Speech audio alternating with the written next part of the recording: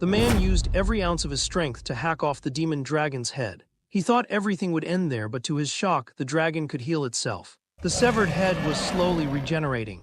The man threw his head back and roared at the sky, venting his unwillingness. Was this really how it had to end? Just as he closed his eyes, ready to accept his fate, a faint voice from a teammate reached his ears. "If only you'd discovered your power sooner." The man let out a bitter laugh, thinking, there's no such thing as if only. He refused to let the story end like this, so he raised his hand, preparing for one final strike. But by now, he was already spent. At that moment, the demon dragon gathered its magic in its maw, and a surge of violet flames swallowed him whole. In the next instant, scenes from 6 years ago flashed before his eyes. The moment he was made a slave. So this is what they call seeing your life flash before your eyes. But why does the bald head in front of me feel so real? Or is memory just a dream? If these memories are real, then the bald man in front of me will punch me in 3 seconds. Sure enough, it's all real. I really am back 6 years ago. The bald man came over with a group of people and finally picked the man out of the crowd. The very same bait from the adventurer party. Whenever danger arose, the bait would lure monsters away, buying time for the team to escape.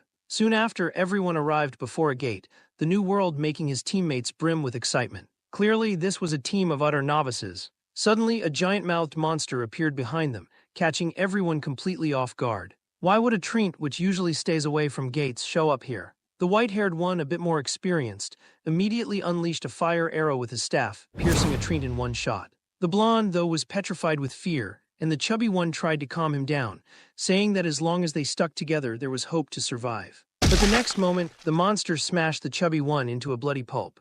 Whitehair was about to launch another fire arrow, but was ensnared by the treant's long tongue, and in the blink of an eye became its next meal. Seeing such a horrific scene, the blonde broke down and screamed, "Can anyone save me?" At his moment of utter despair, the slave from before, Elpem, appeared before him.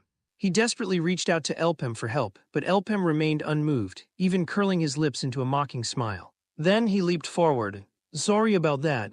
Looks like I'm a little late." Only then did the blonde realize it was on purpose, and he roared in fury, "You think you can walk out of here alive?" The treant, unsated, lunged at them the next instant. As the treant opened its gaping maw to swallow him, he thrust his spear upward, piercing straight through the monster's body. Moments later, Elpem bent down to pick up the fire element staff dropped by Whitehair. "This weapon suits me just fine right now." Suddenly, a surge of magical energy pulsed from a nearby boot. Sure enough, there was a ring hidden inside. The ring of telekinesis, which allowed one to move objects with their mind. He just slipped the ring on when a rustling sound came from behind. A treant, mouth twisted in a gruesome grin, charged at him, clearly drawn by the scent of blood. Before he could react, the treant whipped out its tongue, 40 meters long, and wrapped it tightly around his spear.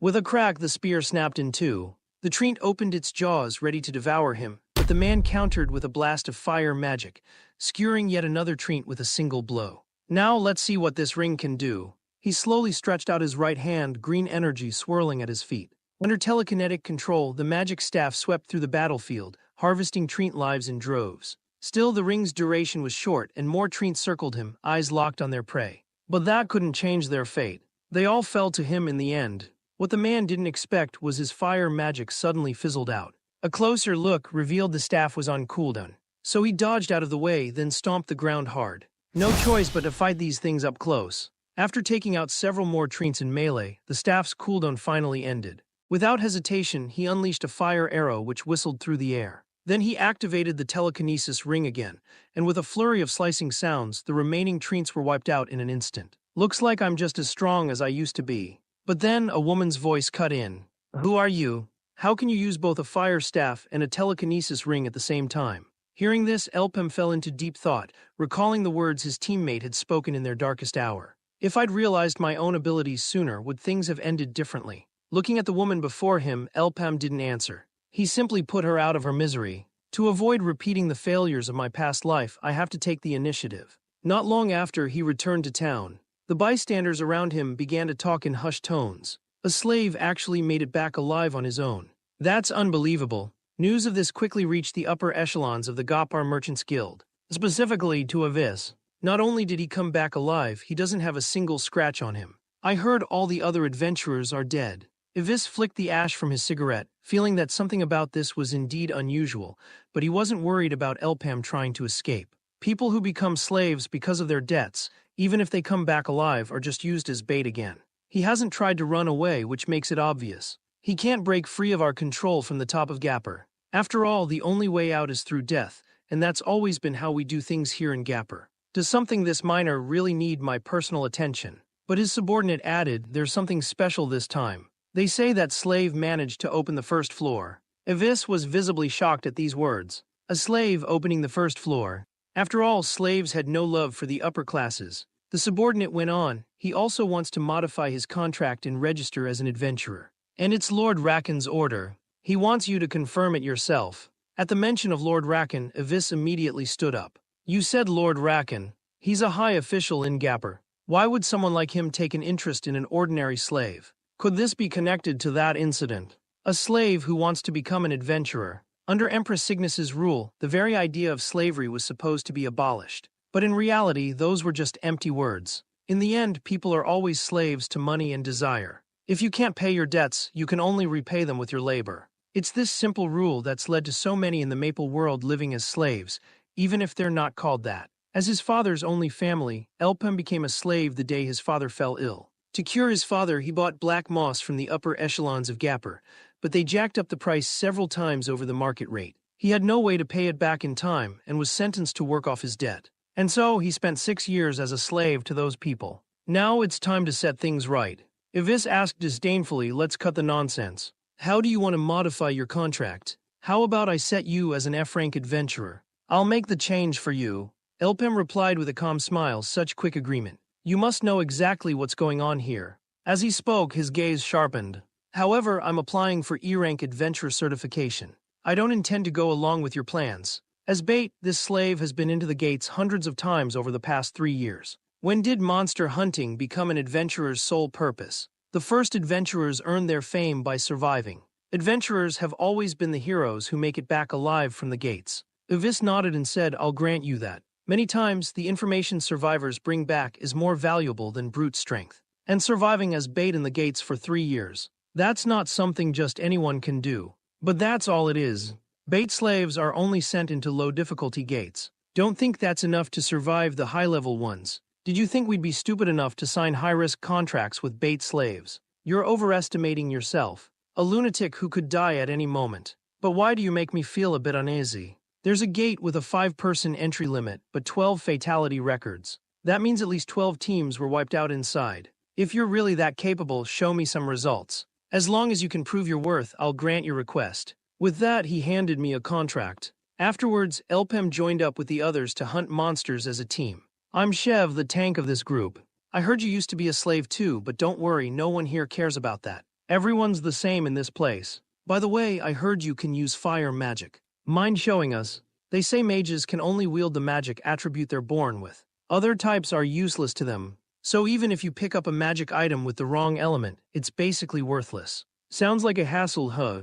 Anyway, we've got a new mission this time. We're not hunting monsters today. Our job is to recover the items left behind by the 12 teams that came before us. Turn in each piece and you'll get at least 3,000 magic stones. Get ready, everyone. This is our big score. Soon, the group made their way deep into the forest. It's broad daylight, but there's an eerie chill in the air. In a place like this, things could drag on, so we'd better set up camp first. This tree here looks perfect for a base. With that, everyone pulled out their camp supplies. Elpem, take it easy. Setting up camp is what me and that guy do best. Before long, the camp was ready. Afterwards, Chev split the team into 2 groups to search the area. Tom, Max, and Roya in one group. Elpem, you're with me. Team 1 heads east, Team 2 west. But after searching for ages, they didn't see a single monster. Maybe we're too close to the entrance. Looks like we'll have to push in deeper tomorrow. So Elpem, how's your first assignment going? Elpem admitted he was pretty nervous. Chev grinned and reassured him. Hey, everyone's nervous on their first adventure. Every time you step through a gate, your heart pounds. But with teammates by your side, you always find the courage. After hearing your story, I really feel for you. Elpem, have you thought about joining our team for good? Don't take it too seriously. I was just saying. By the day's end, nobody had much to show for their efforts. After dinner, everyone got ready to sleep. Night fell quickly. Suddenly, Chev came over with a torch. Elpem, you awake? You really are cautious, boss. Did you forget what you put in the food? That sleeping draft could knock out a monster weighing hundreds of kilos. Surprised no one died from it. He eyed Elpem's fire staff. This thing's got to be worth at least 10,000 magic stones. He raised his dagger, ready to strike. But as soon as he plunged the blade into the bedroll, Shev's eyes widened in shock. A closer look, and it was only a decoy. What the hell? Don't just stand there. Find him. He's got to be nearby. No sooner had the words left his mouth than a thunderous boom sounded, and the newly built camp was reduced to ashes in an instant. It has to be Elpem. Then one of his men shouted and pointed, "Boss, over there." Shev followed the direction of his finger, only to see a giant eye staring back at them. He cursed furiously, "Damn you, Elpem. You used us as bait. They just weren't careful enough. If you want to trick me, don't pretend to be friendly. It's one thing not to recruit your own adventurers, but to welcome a bait slave into the fold anyway. Looks like the boss monster here is exactly what I suspected. A giant creature. When I saw those corrosive marks, I had my doubts, but I never imagined it would be this massive." On the other side, Shev's men quickly asked, "Boss, what is that thing?" Shev replied, "If I'm not mistaken, that's a golden slime. You'd never find one of these giant monsters in the regular maple world. They only show up as rare bosses in red tier gates. They're absolutely deadly. The worst part is its acid attacks. This thing's whole body is corrosive, lethal for close-range fighters like us." As soon as the words left his mouth, a rain of acid began to fall from above. Luckily, Shev reacted in time and pulled his men to safety. "I didn't think it could attack at range too. Heads up, everyone. That's its acid rain skill. The good news is it has a 1-minute cooldown. Take this chance to get ready. Be prepared to strike at the core in the center of its head." But as soon as Max heard 1-minute cooldown, his eyes changed. Before anyone could react, he charged straight at the boss, sure he had enough time and thinking this was his big moment. Shev tried to stop him, but it was too late. As Max got close, the slime's attack suddenly triggered, slicing Max clean in two. He stared in disbelief. No way.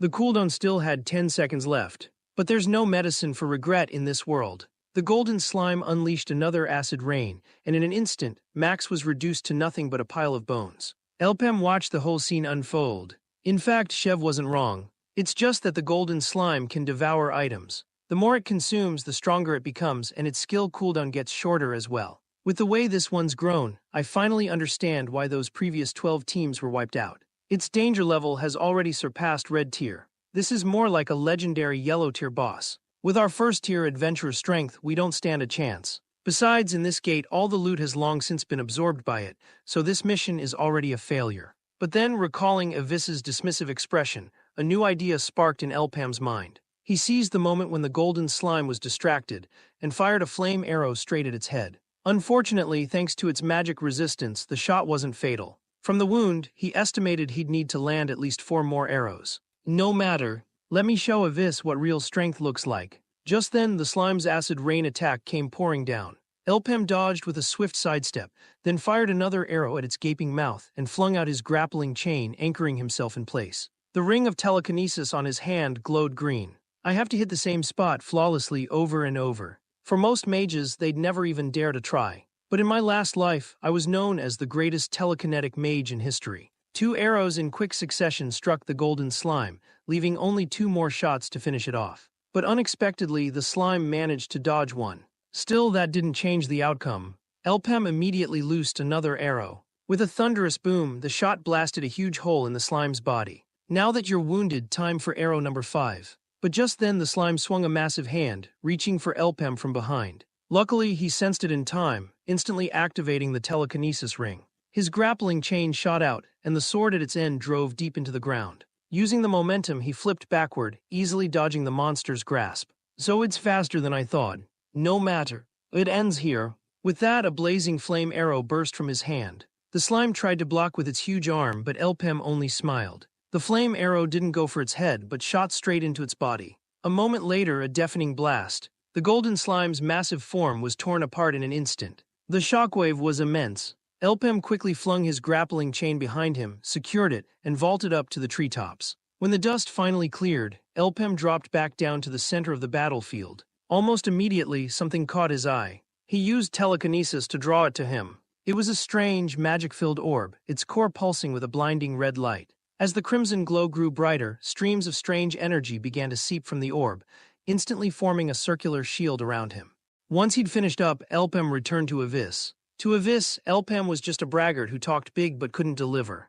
So you're the only one who made it back, and you didn't even bring any gear. Elpem replied coolly, the people you sent were all rookie hunters. They had their eyes on my equipment and tried to pull tricks behind my back. While I slipped away to act alone, they ran into the boss monster and got wiped out. Ivis immediately pressed him for details about the monster they'd encountered. When he heard golden slime, Ivis shot back, so you're saying all the gear got melted by it? This is a disaster. All those high-level hunters who borrowed our equipment are gone. That's a huge loss. And worse, this kid actually made it back alive. You see, there are a few common rules about the gates. First, there's a strict limit on how many people can enter. Once the number hits the cap on the gate's pillar, the gate becomes inactive until all inside are dead. Second, each gate's difficulty and tier are clearly defined, from red to purple. Color marks the threat level, and those of a higher tier can't enter lower-tier gates. Third, each gate can only be conquered once, which is the biggest hurdle. If anyone gets out alive, the gate vanishes forever and can never be reopened.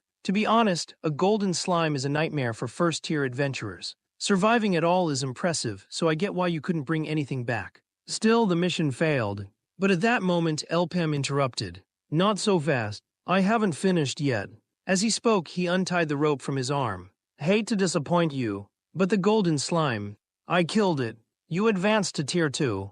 Did you absorb its magic stone? Faced with Ivis's shock, Elpem simply answered, I think my strength speaks for itself. According to our agreement, I'd like to apply for E-rank adventurer status. He didn't expect Ivis's reply to catch him off guard.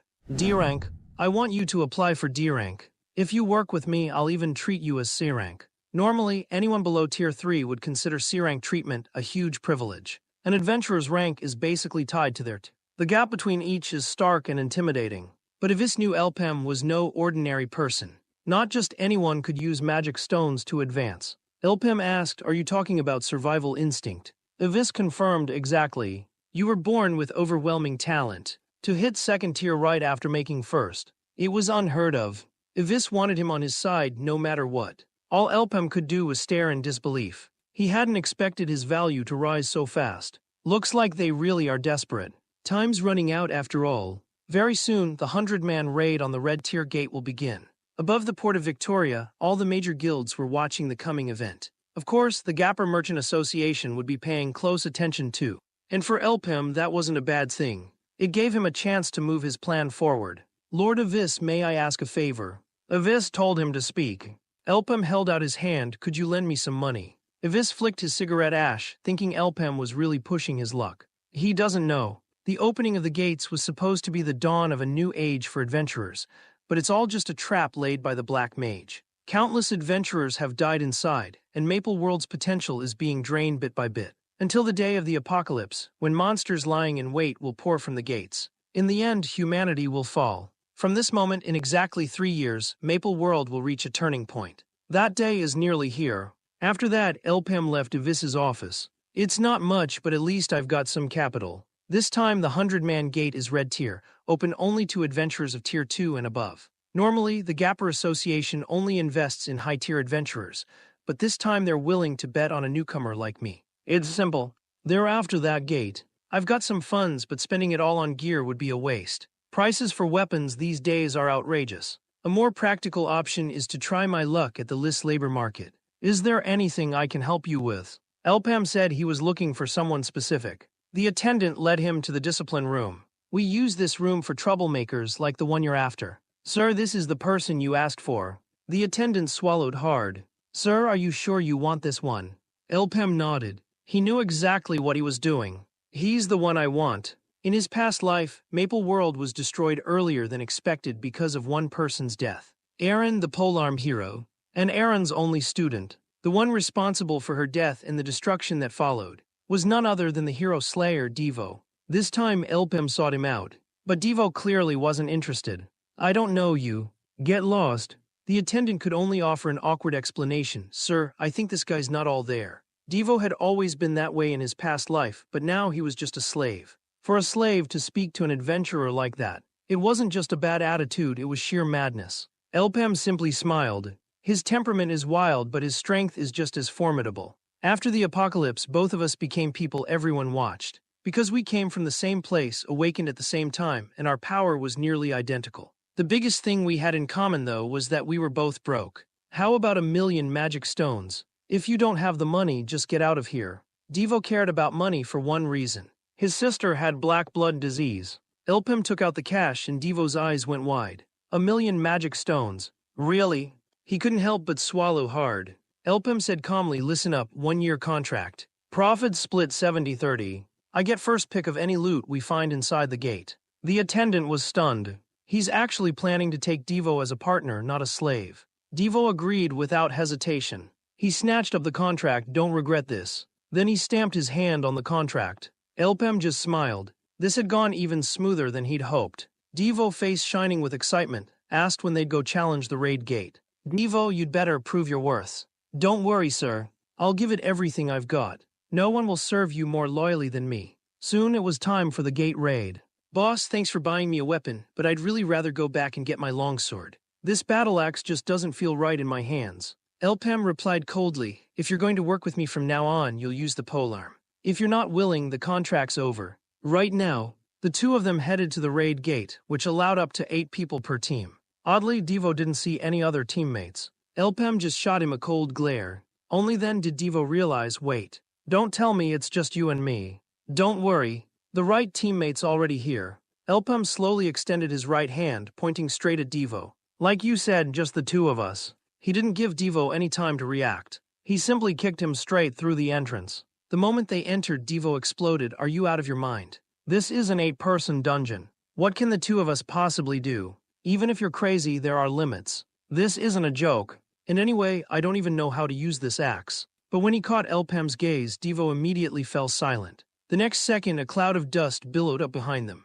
Grab a pack of trained beasts. Sorry, it's my fault for yelling. These things' shells are too tough. Swords and axes are useless. Before he could finish, Elpem motioned for him to move aside. Devo watched stunned as Elpem strode straight toward the Treant horde. No wasted movement, just a single fire arrow. In the blink of an eye, every Treant beast was instantly obliterated. Elpem said coldly, pathetic. We just entered and you're already making a fool of yourself. Don't make such rookie mistakes again. Devo stood behind him, dumbfounded. What the hell is this guy? Meanwhile, outside the gate, a woman knelt to report the merchants have taken the bait. Everything is proceeding as planned, all our people are in position. May we begin? The man merely gave a quiet, all according to the Lord's instructions. With that, the woman vanished without a trace. The man fixed his gaze on the glass of red wine in his hand, murmuring softly, it's time to return freedom to Maple World. On Elpem's side, after a fierce round of battling, they finally managed to collect all 27 magic stones. At this point, Devo finally understood Elpem's plan.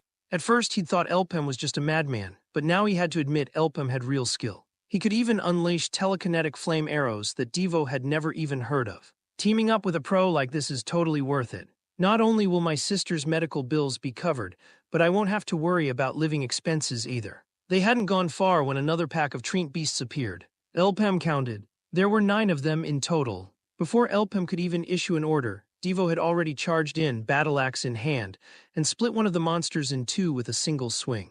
The remaining Treant beasts immediately swarmed them.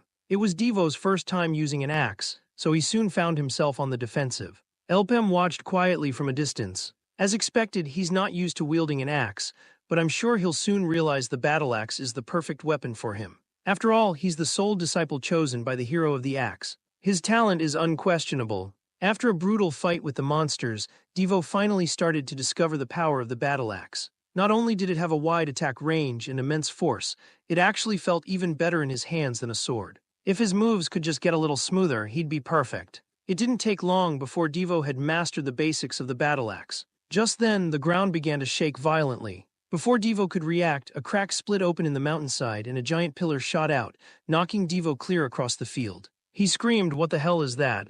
Elpem looked closer. It was the Treant beast boss. Before Devo could recover, the boss's spiked branch lashed out at him. Luckily, Elpem yanked him out of harm's way just in time, saving his life by a hair's breadth. Big monsters usually have one fatal flaw: they're slow. That made it easier for Elpem to aim. But this Treant boss's hide was absurdly tough. Even Elpem's flame arrows bounced right off. If flame arrows won't cut it, I'll just have to try something new. He immediately drew his bow and activated the telekinesis ring.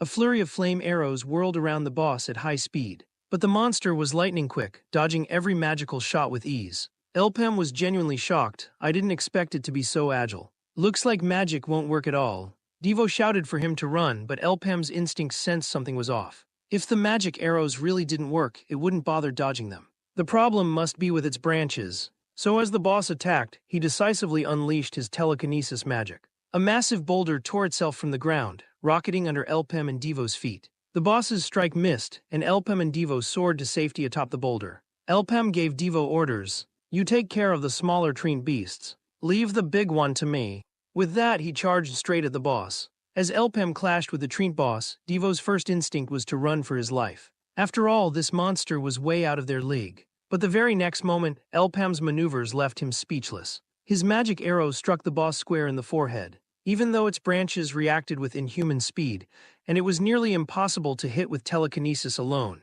Elpam, now at Tier 2, could fire 2 spells at once. The first flame arrow flew and before the boss could block, a second one followed right behind. No matter how fast it was, the boss couldn't keep up with the barrage. Under the relentless assault, it quickly lost its composure. But things weren't going as smoothly for Devo. "Boss, help! Look out!"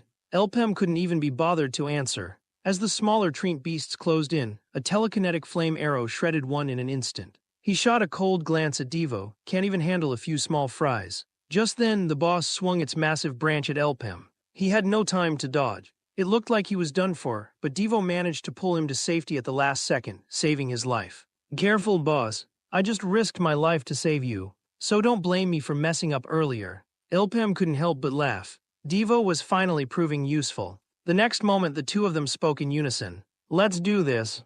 Elpam unleashed another pair of flame arrows at the boss, shattering its main branch. Not to be outdone, Devo burst forward, throwing himself atop the boss's head to block its attack. Elpam's flame arrow pierced straight through the boss's main branch. "Now's our chance." Devo leapt onto the boss's head, Elpam attacking from the right, Devo from the left. But Devo suddenly lost his footing, slipped off the boss, and was sent flying by a blow, coughing up blood, landing right in the monster's mouth. "Boss, help me." Elpam instantly summoned a massive boulder with telekinesis, yanking Devo out of the boss's jaws. But the boss didn't let up, smashing the stone from under Devo's feet. What a pain! Elpam summoned dozens more boulders from the earth. Devo barely caught his balance before the boss's branches whipped at him again. Damn it, will this never end?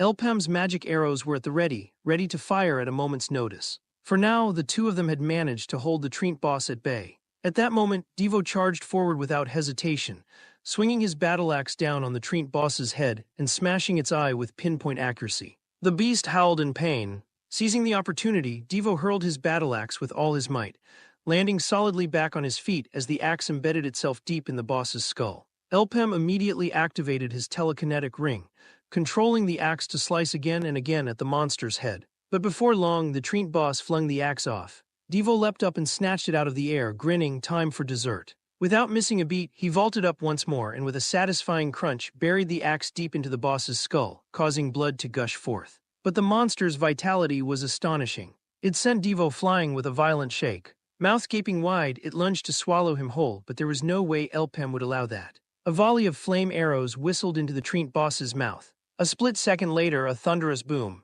The boss was consumed by raging fire. The battle was finally over, the ordeal at last at an end. Devo let out a long breath and said to Elpam, "Boss, I really owe you this time. I'd be dead if it weren't for you." By the time they made it home, night had already fallen. "It's late. We should eat something." Just as Devo's little sister was about to pick up her chopsticks, there came a sudden knock at the door. She hurried to answer it, and to her astonishment, standing outside was the brother she'd missed for so long. Tears streamed down her face as she cried out, "Brother, you're finally home." "Welcome back." Elpam, meanwhile, made his way to a house deep in the forest. He stood before the cold corpse lying on the bed, his face utterly expressionless. He struck a match and set the house ablaze, watching without a word as it was reduced to ashes. Elsewhere, with the 100-man portal about to open, Ivis was fretting over the team's composition. This time, Rakan himself would be overseeing things. If the raid failed, Ivis wouldn't be able to escape responsibility. The operation had caught the attention of all 10 top merchant guilds and promised epic, even legendary rewards. But looking at the current roster, it was clear the challenge was immense. The Natasha sisters from the Gold Richie Guild may have only been Tier 2, but their strength was overwhelming. By comparison, Gapper's Tier 2 adventurers were laughable. And it wasn't just Gold Richie. The other guilds had powerful members as well. Gapper, as always, ranked at the very bottom of the 10. Maybe I should let him join after all. Just then, a knock sounded at the door. It was Rakan. How's the team coming together? Ivis immediately stood to apologize, saying the lineup was still incomplete. Rakan didn't blame him, just asked about that certain person. Ivis replied that he still didn't quite trust Elpam. After all, Shev's whole team had perished last time, and with no witnesses, no one really knew what had happened. But one thing was clear, Elpam wasn't to be underestimated. Rakan said flatly, then confirm it again. Conveniently, there's a suitable arena here. Gather all the candidates together. Let's make this lively, and there'll be no shortage of witnesses this time. Judging by the rest of the team's faces, it was clear Elpam and Devo were unwelcome, simply because they were former slaves. But these people were a world apart from Shev's team. They were true powerhouses, the kind who needed no bait. Soon everyone had assembled, and Ivis began the final briefing. It's time for your evaluation. Only those who demonstrate real ability will go forward. That's right. This is your qualification test for the 100-man portal. A ripple of surprise swept the crowd. The 100-man portal. That's a rare privilege, so give it everything you've got. A blinding red light flashed, and every team was transported into the dungeon. Didn't expect the environment to be another forest. According to instructions, just cooperate when fighting the boss. For now, everyone can act independently. When you get the signal, regroup. Time is short. Deal with anything you encounter. Soon enough, the mage Dahlan noticed something odd. But it was just a one-eyed hermit crab. What a waste of time, she muttered, unimpressed, and tossed an energy sphere at it. So weak. Grab the magic stone and let's move. But when the dust settled, the crab was unscathed, crawling out as if nothing had happened. Is its defense really that high? Even magic doesn't work. Before anyone could answer, a rustling swept through the forest.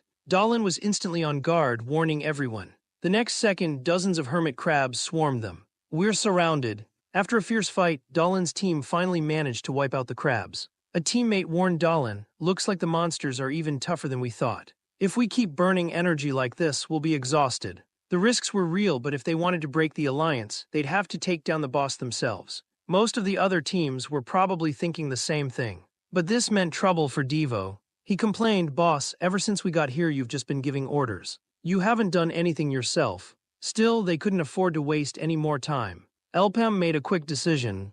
Devo would go after the boss, Elpam would clear out the small fry. Devo asked, confused, "Boss, didn't you just say we'd take on the boss together?" Elpam explained that was just what the others expected. This was an elimination battle. The real test wasn't just about beating the boss. Clearing out the lesser monsters was just as important. Besides, the boss zone was crowded and even more dangerous. To balance things out, who knew what tricks the other teams might pull? They wouldn't break the rules openly, but who could guarantee no one would cross the line? Besides, Elpam could feel that something about this portal was especially dangerous. Meanwhile, as Dahlan's team explored, they stumbled upon an emergency escape portal and marked the spot for later. Just then, Avante suddenly burst into wild laughter. Dahlan immediately snapped, "What's wrong with you? You're so loud it's driving me crazy." She grabbed Avante by the shoulder. "Didn't you hear me? If you don't shut up, you'll draw all the monsters here." But Avante just kept on laughing uncontrollably. That's when Dahlan realized, this is bad. There's poison gas. We've got to get out of here. But she'd barely taken a few steps when a monster appeared behind her, cackling madly and spewing toxic mist from its mouth. In the blink of an eye, Dahlan too was caught in the madness. Back to Elpam and Devo. Devo muttered, "Boss, you really haven't lifted a finger today, have you?" But the next second his eyes went wide and he shouted, "Boss, look. There's a signal flare overhead." They'd agreed before. Whoever found the boss would fire a signal to regroup. Still, Devo hadn't expected anyone to actually use it, and the surprise showed on his face. Elpam, always sharp, immediately sensed something off. It felt like a team was missing. A monkey-faced man spoke up with a sneer, let me put it simply. But he was instantly interrupted by a purple-haired woman. Looks like Dahlan's mage squad hasn't arrived yet. The monkey-faced man grew impatient. There's no point waiting anymore. The boss had been found, and Dahlan's team had already been wiped out. Their opponent, the Clownshroom. At the mention of Clownshroom, the purple-haired woman went pale. No way. It's Clownshroom. Our team doesn't stand a chance against that thing. If it really is Clownshroom, we should just give up on this raid. The only thing left to do is find the emergency escape portal. Devo whispered to Elpam, is Clownshroom really that scary? Elpam didn't answer right away. Clownshroom was indeed one of the toughest bosses around. Its spores were poisonous. No one could get close. Swarming it was useless.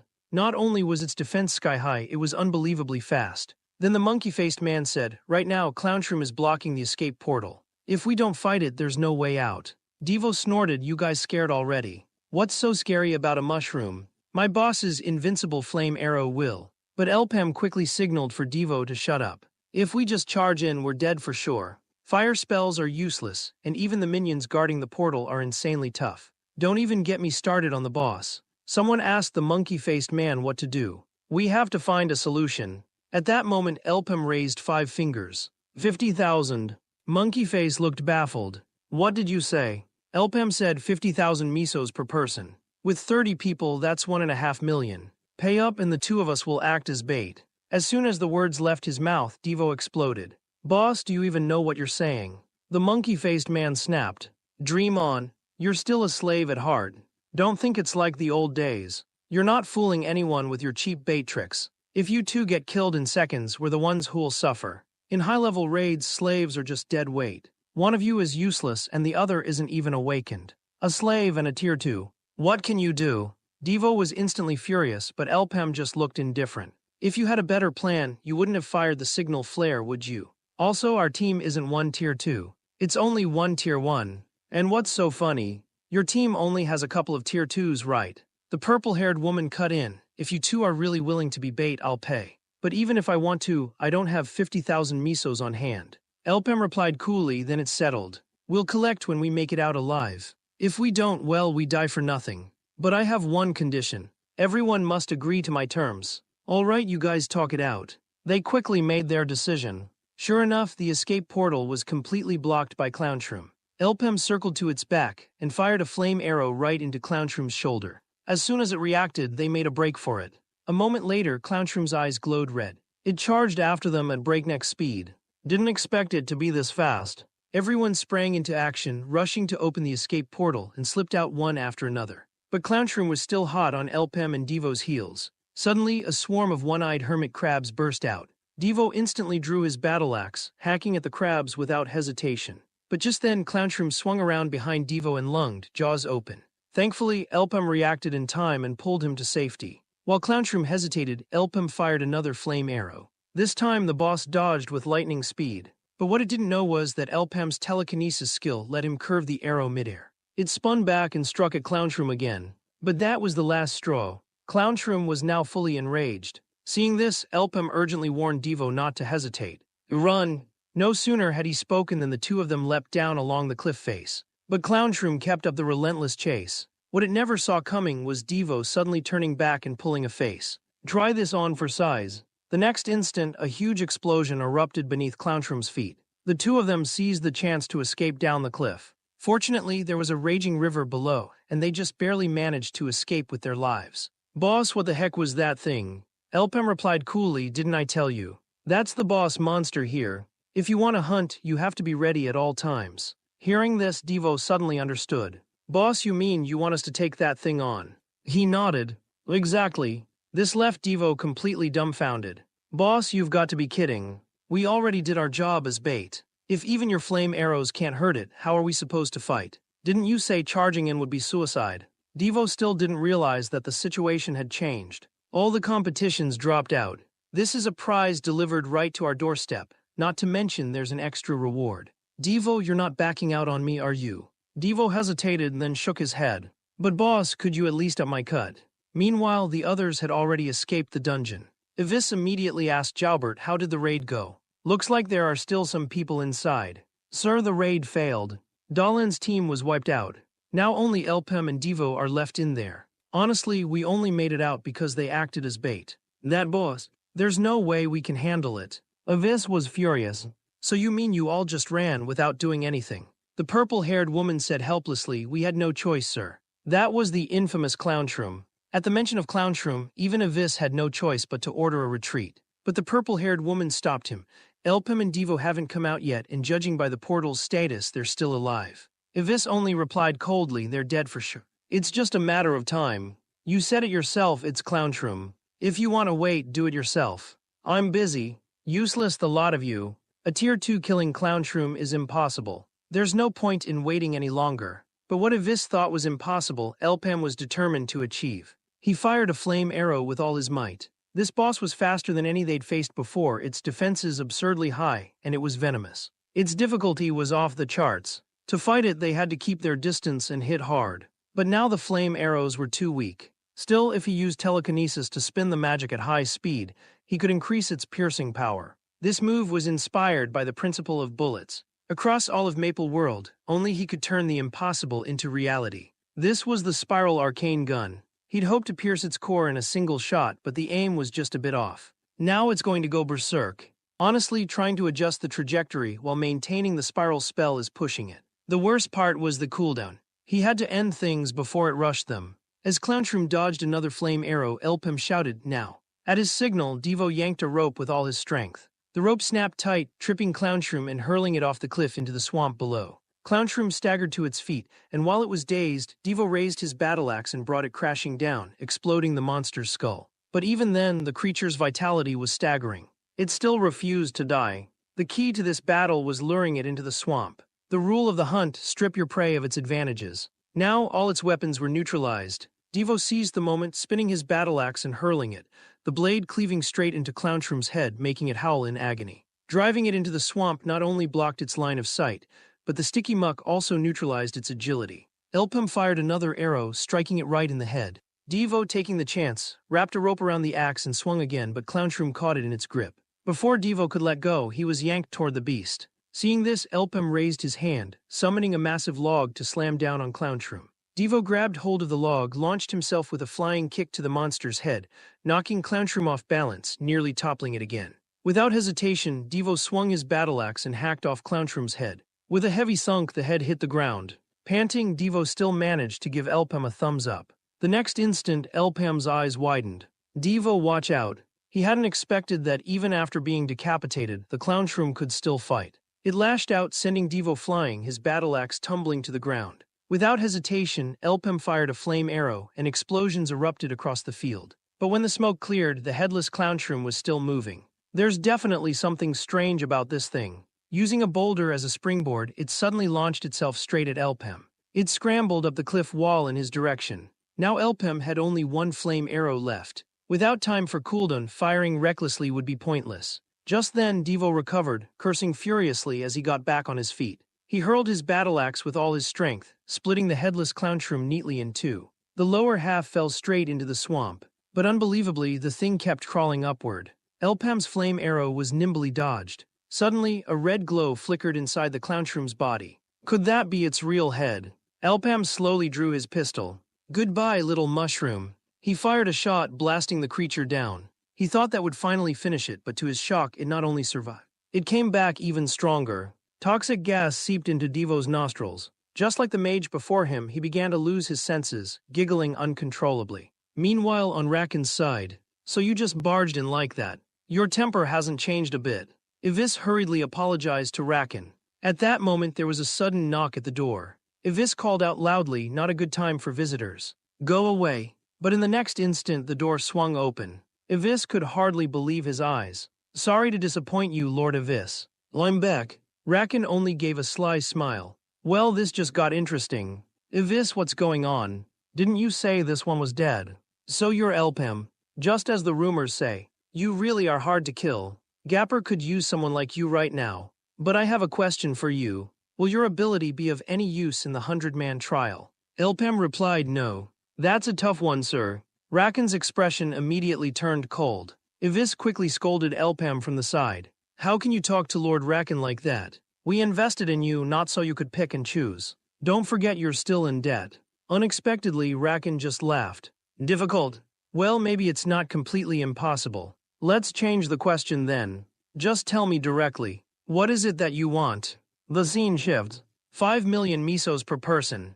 That's outrageous. As soon as he finished speaking, Devo spat out a mouthful of beer. Seeing Elpem's expression, Devo quickly apologized. "I just thought, isn't that a bit greedy?" Just then, a figure appeared behind Elpem. He turned to see the monkey-faced man, wearing a look of deep regret. "You two look pretty comfortable. Meanwhile, we've been compared to certain people and end up feeling like complete failures." Devo instantly bristled. "Hey, is that how you thank us for saving your skins? Perfect, I've been wanting to teach you a lesson. Let's go a few rounds." To his surprise, the next second, both the monkey-faced man and the purple-haired woman gave them a deep bow. "I shouldn't have doubted your abilities out of prejudice. As an adventurer, I'm ashamed of my actions. We're here to sincerely apologize. Here's 1.5 million misos." In addition, everyone will receive a little something extra as a thank you. But Elpem said 1.5 million was enough. As for the extra gifts, they could skip them. Pay for the job done, nothing more. Oh, and you over there. The pirate Iburu writes, can you stick to your own duties? The reason Elpem didn't care about their thank you gifts was because he just asked Rakan for a sky-high fee of 10 million misos. That kind of money could hire several tier 3 or 4 adventurers. They may be talented, but there's no need to spoil them. But Rakan just replied calmly, even double that price wouldn't be too much. As he spoke, he handed Avis a dossier. Intelligence he'd paid handsomely for from Jin. At the mention of that name, Avis's expression changed instantly. You mean Shadow Lord Jin? Does that mean? But Rakan cut him off coldly. Don't fool yourself, Avis. The truth is the war has already begun. Soon it was time to rendezvous with the other merchant guild teams. According to their prior agreement with Rakan, this time they'd be working alongside the Cygnus Knights. They were the strongest unit under Empress Cygnus, a symbol of official power and clearly interested in this operation. However, all the original slots had already been claimed by merchant adventure groups, so the Cygnus Knights requested Elpem's crew as support. Clearly, they had their own agenda for stepping in now. But the terms were acceptable. The Cygnus Knights aren't easy to deal with. I'm Kiri, drill commander for the Cygnus trainee squad. Don't think that just because we have a deal you're our equals. On this mission, you'll follow my lead. No wonder Rakan agreed so quickly. Gapper only sent 2 people. Looks like they've given up entirely this time. Also joining the expedition were Crocus from the Deeg Guild, Cubel from the Mardia Guild, and elite representatives from all the major merchant associations. Devo had never seen such a grand assembly. Just then, another group of beauties arrived. The Natasha sisters from the Gold Richie Guild, each wearing a golden medal on her chest. That's when Guard Captain Lonko spoke up. To support everyone, I've returned from inside the portal to stand guard here. I'm sure your guilds have already explained, but let me remind you before you enter. Any legendary gear obtained inside the portal doesn't belong to individuals. All items go to your respective guilds. You'll get your reward and nothing more. Of course, magic stones and the like you can keep for yourselves. But if anyone dares to hide loot, you'll face the consequences. He made a point of displaying the Tier 5 badge on his arm. And not just him. Everyone behind him was a Tier 5 powerhouse as well. Soon after, each team entered the portal one by one. Everything Elpem had done until now was for this moment. To make it this far, even in his previous life, he'd never set foot through this mysterious gate, but he was certain that this time he would succeed. Because everything, the source of all cause and effect, began here. In his last life, the 100-man trial's final report showed that every team ended up completely wiped out. No sooner had they stepped through the trial gate than Elpem immediately dropped to the ground, pressing his ear to the earth. Sure enough, just as he'd expected, a stampede of boar monsters was charging straight toward the crowd. Kiri saw this and quickly signaled for everyone to scatter. Some teams still hadn't entered yet. As agreed, no one was to drag others down at the entrance. In moments, every team was forced to flee in all directions by the onrushing boar horde. Kiri kept shouting for everyone to head into the woods and fight a guerrilla battle, but Elpem had already led Devo to a hidden spot. Devo asked how Elpem had known there'd be a boar stampede, and Elpem only replied it was just experience. In such open terrain, there were bound to be massive monster patrols. Each boar monster was 2 meters long, vicious, and moved in packs, sometimes hundreds, even thousands strong. They could be troublesome but not unbeatable. Elpem's plan was to conserve stamina early on. There was no telling what else might be waiting up ahead, and he knew for certain these monsters were only the beginning. After all, in his previous life, this was where everyone had died. Just then, Devo accidentally stepped on a trap. A row of wooden spikes shot out with a sharp whoosh. And they weren't the only ones. The other teams were also ambushed by hidden traps. It took all their effort to clear them away. Babel, don't let your guard down for a second. The warning came from Crocus of the Deeg Guild. These traps may look crude, but they're deadly and clearly use human hunting techniques. That alone tells us they weren't set by ordinary monsters. Only goblins have that kind of cunning. Their threat level is high enough to be considered boss class in a red gate. If it weren't for an old hand like me leading the way, the rest of you would be walking to your deaths. All right, a few of you come with me. But the very next second, Crocus heard a sickening thud. Babel's head was lopped off and rolled to the ground. Every one of his men was beheaded in an instant. Crocus himself didn't even have time to react before a gray-haired man chopped off his head as well. Crocus, you really were a fool. At the same time, things were going terribly for the Natasha sisters. After a sneak attack, they found themselves completely unable to move. I'd advise you not to struggle. That's a magic binding spell. But to his surprise, the eldest Natasha's sister managed to speak. "Why are you doing this?" The man looked at her in astonishment, not expecting her to be able to talk in this state. "You're a tough one. In that case, let's just end this." With that, he drove his staff straight through her abdomen, leaving the second and third sisters trembling in terror. "As for why I'm doing this, maybe this will help you understand. Everything is for the dark magician, my lord. Years of waiting, all for today. I've hidden my identity, gathered strength in the shadows, and now the time has finally come to reap the reward. Master, I will not disappoint you. Now here's a gift from my master. Remember, failure will not be forgiven. Looks like I can't just gloss over this. No choice. Guess I'll have to go all in." On the other side, Elpem and Devo had already circled around to the goblin's lair. But as soon as Devo caught sight of the boss, his jaw dropped. "What the hell are those? Is the boss hidden among all those monsters?" Elpem explained, "Didn't I just say? The boss is right here among them. And forget about numbers. Each one of these goblins is built like a tank, tough even one-on-one. Plus, it looks like they've stolen a bunch of adventurers' gear. That just makes things worse. Some of them can actually use equipment to unleash skills. This is way out of our league. Maybe we should just regroup with Kiri and the others." But suddenly, Elpem had an idea. He tossed a rock into the goblin horde. Left with no choice, Devo hefted his battle axe and charged in. "You did that on purpose, didn't you? I meant we should go back and team up with Kiri." Forget it, forget it. Looks like there's no other way, we'll just have to fight our way through." After a bitter struggle, Devo managed to wipe out all the goblins nearby. Elpem, meanwhile, had barely lifted a finger. Fuming, Devo shouted, "I could have handled these guys myself. If they're all like this." But before he could finish, his eyes went wide. A pile of corpses lay before them. "Boss, what happened here?" Elpem replied, "These are all Cygnus Knights. What could have done this?" Fortunately, there was one survivor. Elpem pressed him, "Were you ambushed by goblins?" Meanwhile, Avis seemed to have received new information as well. "What did you say? Deliberate provocation. Someone is exploiting the lack of oversight inside, specifically targeting other adventure teams. Once they escape, all evidence inside the gate disappears. There won't even be a crime scene left. The trial gate is already brutal enough. After burning through stamina, the survivors are forced to press on with even fewer people. Even if they manage to drag themselves out with special equipment, they'll be under suspicion the moment they return. Is this an attempt to eliminate the ace teams from rival guilds?" But that motive alone didn't add up.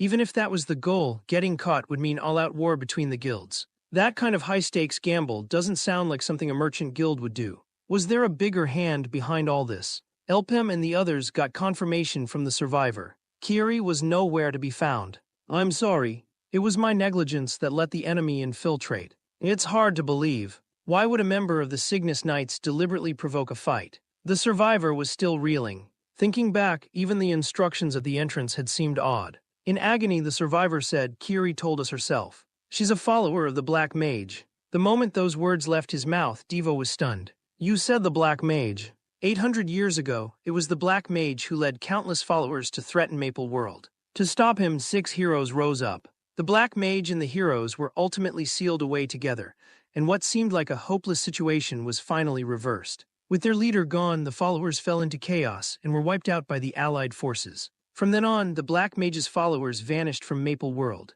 Everyone in Maple World knows that story. But it be the Black Mage's followers. Elpem could only say, "Now's not the time for grinding mobs. We have to find that woman.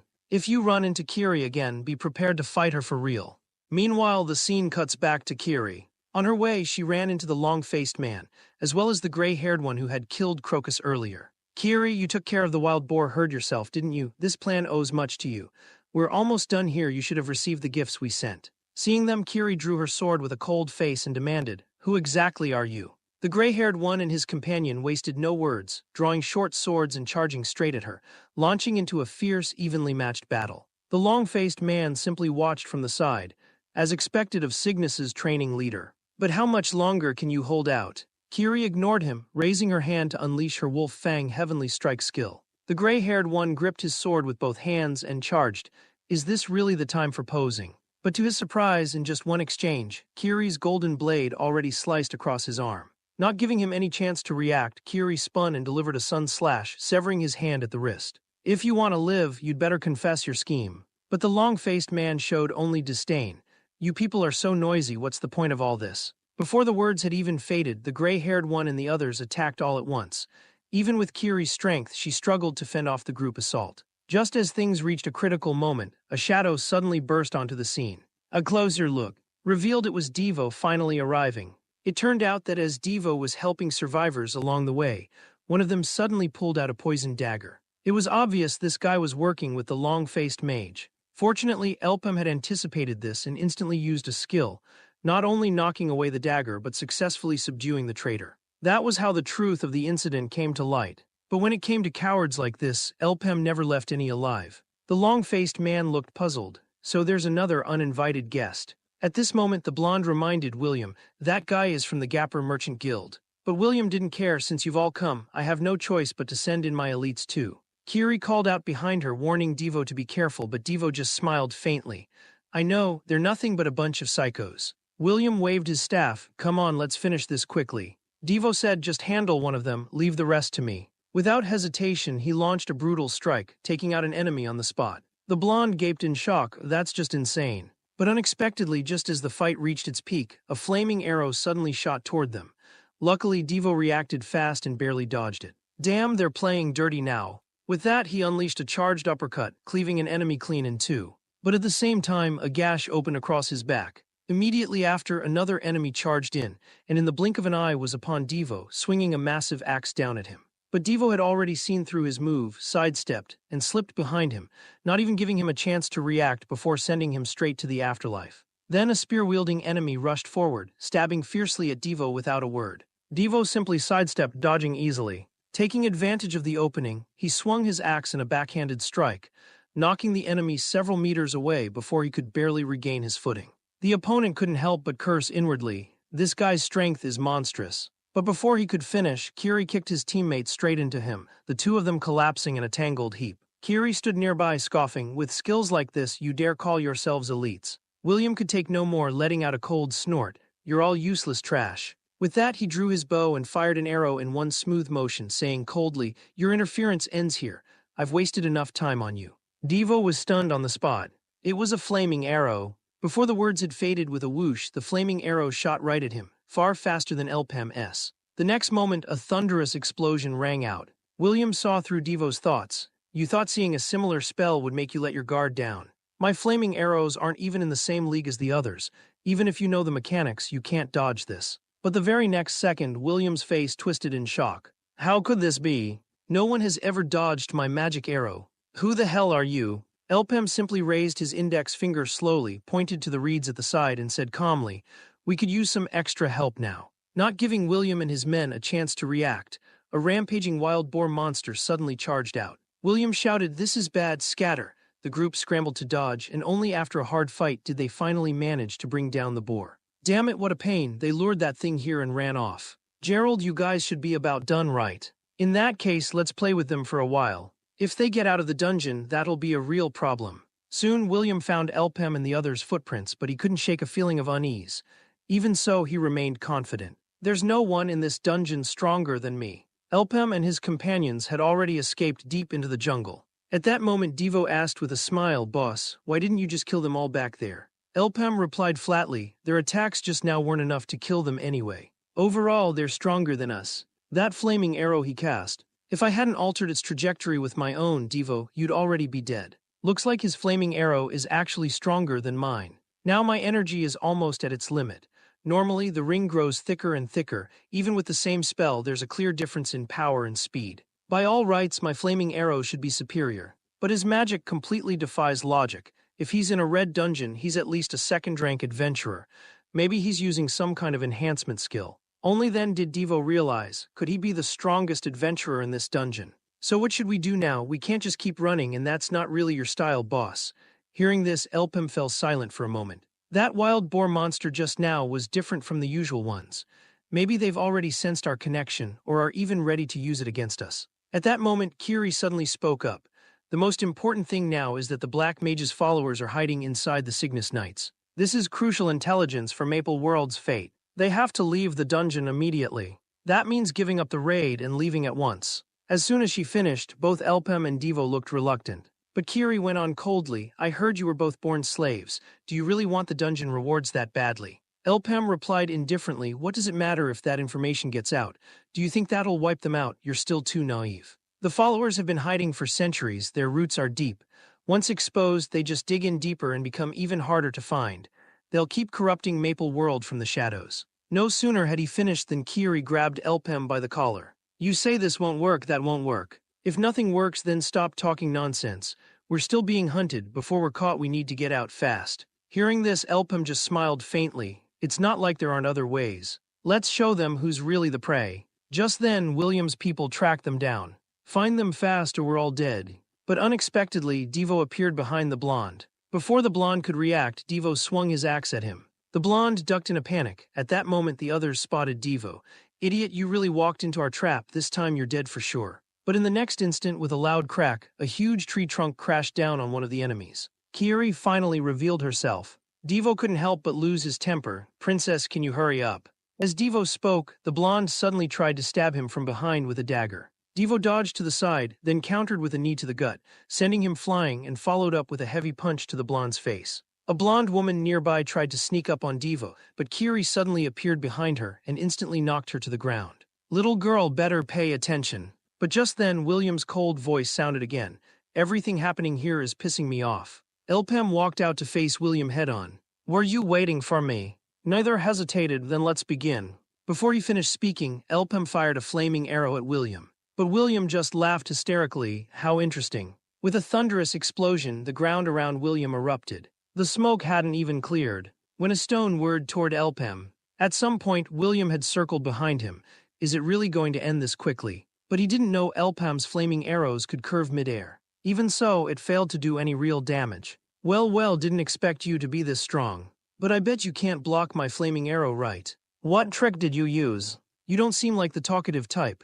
No matter, there's no time for chit-chat in battle. Guess I'll find my own answers. As he spoke, he fired another flaming arrow. Elpem had no time to think. The two flaming arrows collided violently in midair. Only then did William realize Elpem's secret. You can actually use telekinesis to make my flaming arrow spin, drilling through and weakening my magic. This is the first time I've seen someone use telekinesis to boost a skill like that. Could you be that so-called magic prodigy? Too bad, I hate people like you the most. Now let's see what you're really made of. Faced with his attack, Elpem wasted no more words. He instantly activated a telekinetic defense, summoning a stone wall to block William's magic. Elpem seized the moment and sprinted in the opposite direction. Haha, what are you doing? Still want to play hide and seek with me? As he ran, Elpem used telekinesis to launch a new attack behind him. This time, William couldn't react in time. With a flick of Elpem's finger, the magic arrow whooshed out. But William was still fast enough to avoid injury. His patience seemed to have run out.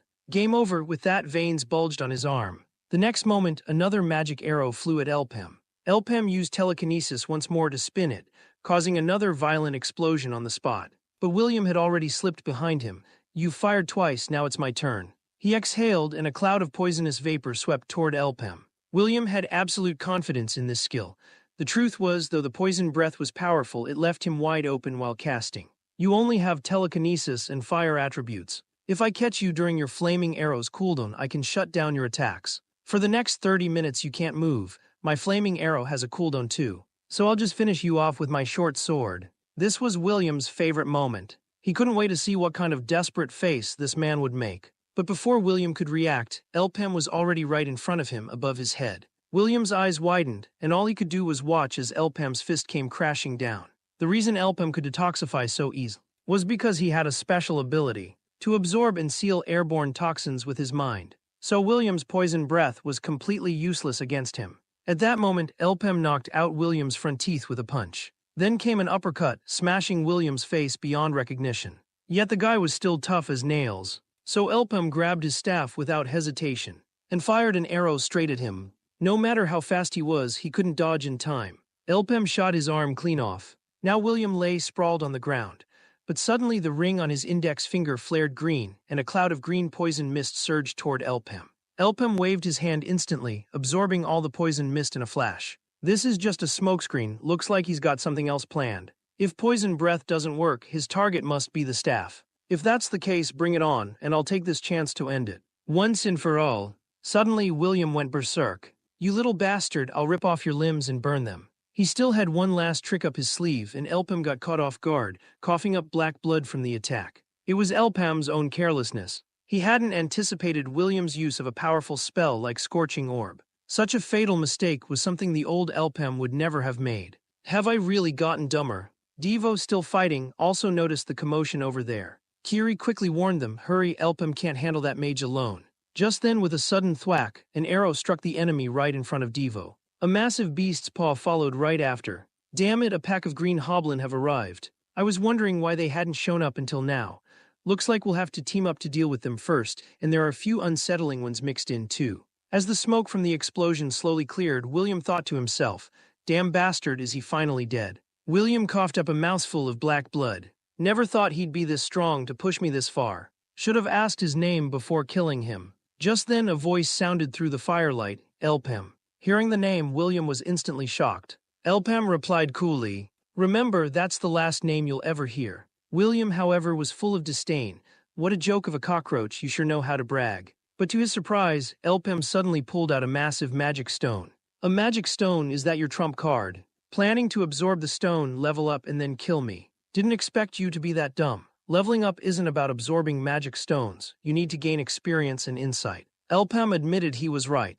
It was all about insight and real combat experience. "But don't worry, I've got plenty of magic stones on hand." William sneered, "You think cheap tricks like that can scare me?" No sooner had he finished than he fired 2 arrows at Elpam without hesitation. Elpam's gaze sharpened and he shot back a flaming arrow in return. As the flaming arrow whistled through the air, William finished charging his Scorching Orb.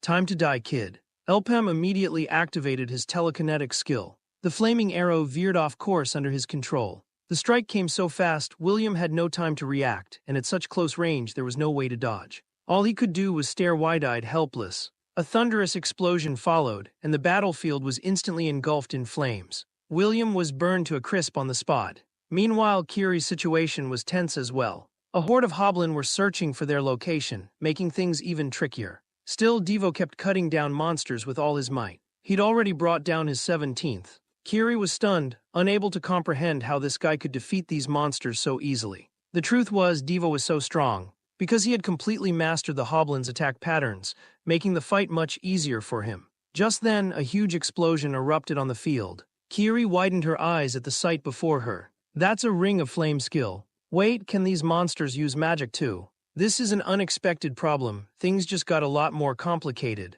All Kiri could do was keep hiding, waiting to regroup with Elpam. She just hoped he was still alive. But the hoblin pursuit didn't let up.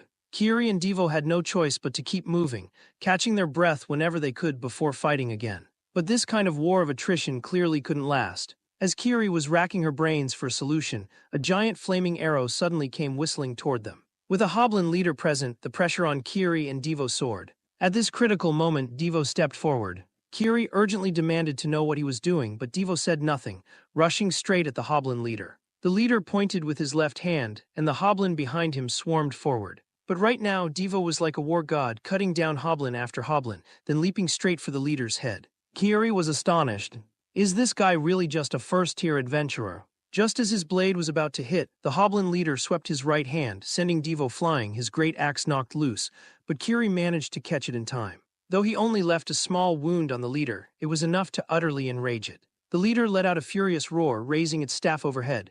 A searing fireball formed instantly. Kiri quickly stepped in front of Devo. "Step back, I'll handle this one." But to everyone's shock, the skill the hoblin leader threw only made it halfway when it suddenly changed direction. Even the leader itself was caught off guard. The fireball veered off course, smashing into the little hoblin nearby. It was then that Kiri realized in shock. "So that guy really isn't dead, Elpam is back." Elpam replied calmly, "Good, I made it in time." Meanwhile, outside the instance, Longko was growing impatient. 3 days have passed and still no word. Earning money is tougher than I thought. This kind of job just isn't for me. I'm never taking another base guarding gig again.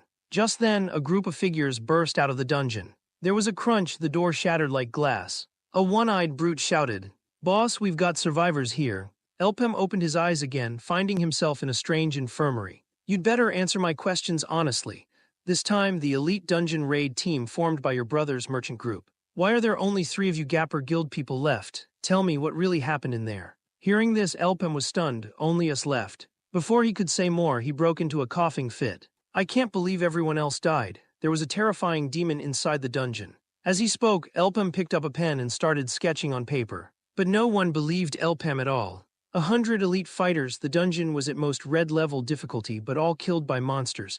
How do you expect us to buy that? In a place like that, you should have been invincible. At that moment, Toriel, the representative from Sky Merchant Guild, shouted, "My uncle is still in there." But the next second, Longko produced a sketch. I don't think they're lying if it's really this thing. Turns out it's a green hoblin. Some of these monsters can use equipment and they're extremely smart. Fighting a green hoblin tribe is like fighting a human army. It's no surprise so many people died. But Franco, the Natasha Guild's rep, still wasn't convinced. I don't care about the others, but my Natasha squad wouldn't lose to them. Longko replied coolly, "What are you trying to say?" Franco spat out 2 cold words, "Monster pull." Who really knows what happened in there? I think someone had bad intentions, whether on impulse or by design. And the only 3 survivors all belonged to the same guild. Ivis at the side finally couldn't hold back. "So you're calling us Gapper traitors?" The report says it clearly. "We only survived because we reached tier 3 by the skin of our teeth." Franco just stroked his thick beard unhurried. "So you're saying your guild is just better than ours, Gapper?" Hearing that, Ivis's gaze went ice cold in an instant. "You want proof, huh? Fine, let me spell it out. They didn't bring back any gear from the dungeon. In other words, there was no motive for a crime, get it?" After that, Elpem and his 2 companions were released. Longko's men asked, "We're just letting them go." Longko simply said, "The conclusion is obvious, isn't it?" The truth was, all the dungeon equipment was carried out by Elpem and his team. But that was all thanks to their pet snail. It not only helped them wipe out the Black Mage's followers, it also helped kill the Green Hoblin. The feather dropped by the Hoblin, as long as it's worn, it can increase the destructive power of fire magic by 30%. Moreover, the effect of this equipment can be stacked with other equipment and won't conflict. But this snail is different from normal snail monsters. It's non-aggressive but can sniff out gear and loves collecting equipment. The more equipment it swallows, the bigger it gets. In his previous life, this snail was only discovered after the dungeon opened. A special creature. Though Kiri had her doubts, she didn't want to dig any deeper right now. "So what now?" Elpem said flatly, "If they can even infiltrate the Cygnus Knights, you need to treat this intel with utmost caution. They might be hiding even deeper. But for now, they should be arriving soon. Let's wait and see." Soon, word reached the hands of the mysterious figure. This time, the entire raid team was wiped out by the boss. Only 3 Gapper Guild adventurers survived. In the meeting room, some suspect internal sabotage, but not us. It's pointed at Gapper Guild. Since there's no solid evidence, the final verdict is no suspicion. Though the mission failed, at least our identities weren't exposed. I'll start planning the next operation. The mysterious figure was puzzled. No one noticed anything. The woman nodded. "That's right. Our original plan was to wait until the other teams died, then kill the boss." In the end, only those 3 and William clashed, but Elpem's report didn't mention any of it. And they have no reason to hide anything. We planted people in every guild, so it's impossible they'd target just ours. At this, the mysterious figure finally spoke. But what if he suspects this isn't a guild matter, but rather the work of that one's followers? This is his signal to the Black Mage's followers. The woman's face changed instantly. If that's the case, it's far too dangerous. We'd better eliminate our people embedded in the guilds before we get discovered. Haha, so this is my invitation. Interesting, I accept, but let's change the stage. I'll make them guest number 101. As for how Devo became Aaron's student, it was simply because his sister had black blood disease and he was powerless to save her. She suffered day in and day out, and even when his only family died, he couldn't be there to say goodbye. That was when Aaron appeared. "You look like you're in pain, do you want my help?" That was Devo and Aaron's first meeting. Under Aaron's patient guidance, in just 1 month, Devo became a powerful awakened. His worldview changed as well. He liked to charge ahead and protect everyone, calm and warm.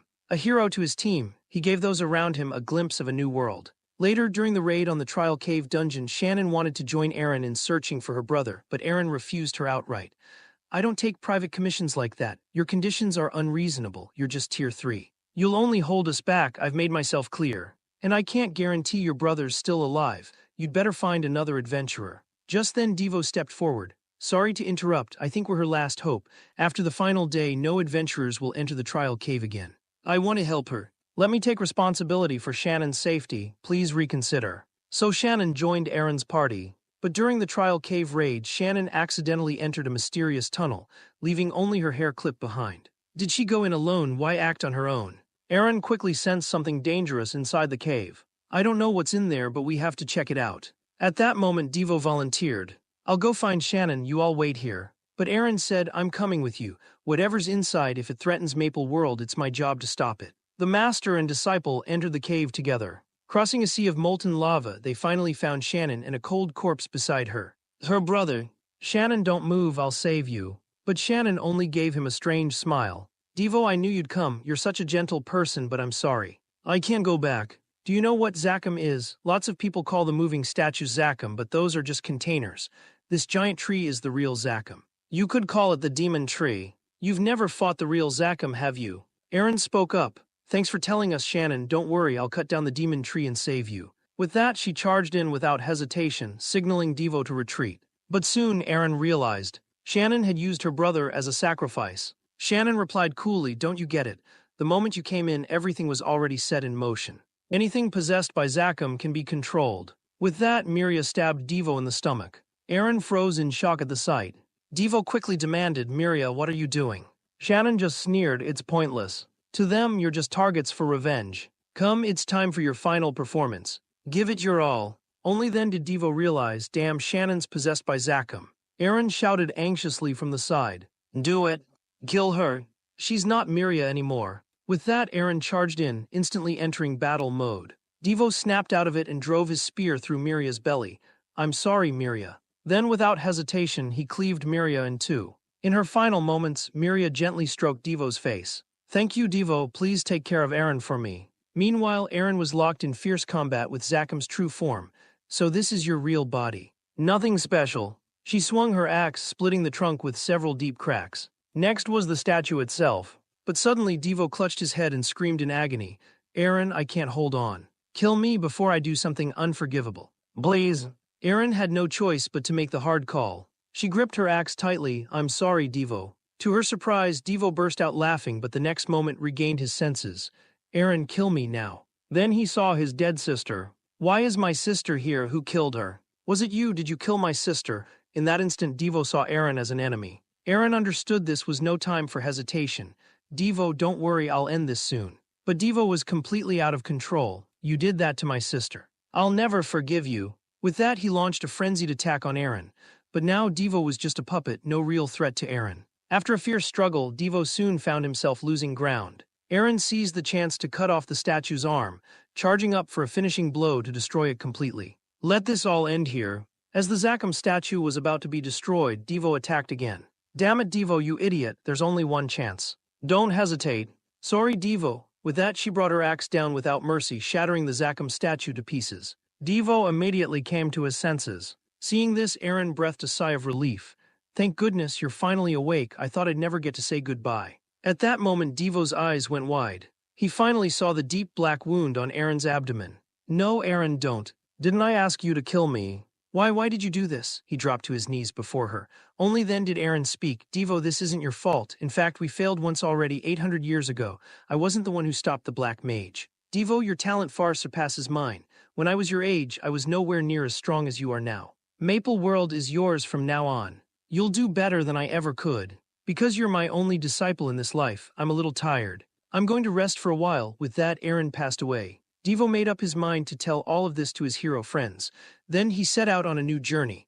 After Aaron left, there seemed to be no place in the world for him anymore. He couldn't protect his new purpose in life, nor make up for past mistakes, couldn't even fulfill the wishes of someone important to him.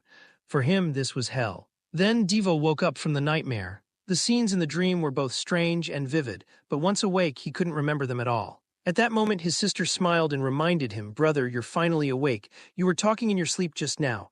Oh, and someone is looking for you outside. Devo got up and opened the door, only to find Elpem already waiting outside. Next, Elpem and Devo headed to Avissa's office together. This time, only 3 of you made it back out of 100. Something's definitely not right. Don't tell me you don't know anything. I told you before I'd only pay you once I got real intel. Elpem didn't say much, just fished around in his pocket and laid a stack of misos on the table.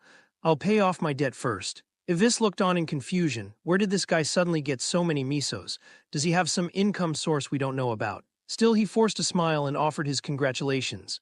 Congrats, you're finally a free adventurer. In that case, we can sign a new contract. Name your price and I'll do my best to meet it. Elpem just replied coldly, 50 million. The moment he finished, Avis shot to his feet. Are you crazy? 50 million? No one pays a C-rank adventurer that much. Elpem stood up as well. In that case, we have nothing more to talk about. Actually, all of this was exactly as Elpem had expected. Devo whispered to Elpem, "Boss, how much did you just ask for?" Elpem answered calmly, 50 million. "Boss, are you nuts? 50 million. By the way, why did you bring me to this slum anyway? This used to be the most prosperous area in Lith, but now it's a hotbed of crime. In the most chaotic part of Victoria, fighting is just daily life. And the person I'm looking for is that guy getting beaten up on the ground right now." Elpem even helped him pay off 3 million misos in high-interest debt. But to his surprise, the guy turned on them right away. "It's not like I asked you to pay that 3 million. Want me on your team? Then pay up first. If you could find me, you must know what I can do. No proper payment, no deal. Since you saved me today, I'll give you a discount. Pay me 3 million misos and I'm in." Just then, a cold voice cut in. "Hello, I'm Beiju from the Carnia Guild. May I ask which one of you is Mr. Elpem?" Elpem smiled in response, "That's me." Beiju went on to explain, "We failed this 100-man instance, but you made it out alive and even reached Tier 3, which shows real potential. So we'd like to officially invite you to join our team. Of course, you'll need to pass a nominal instance test.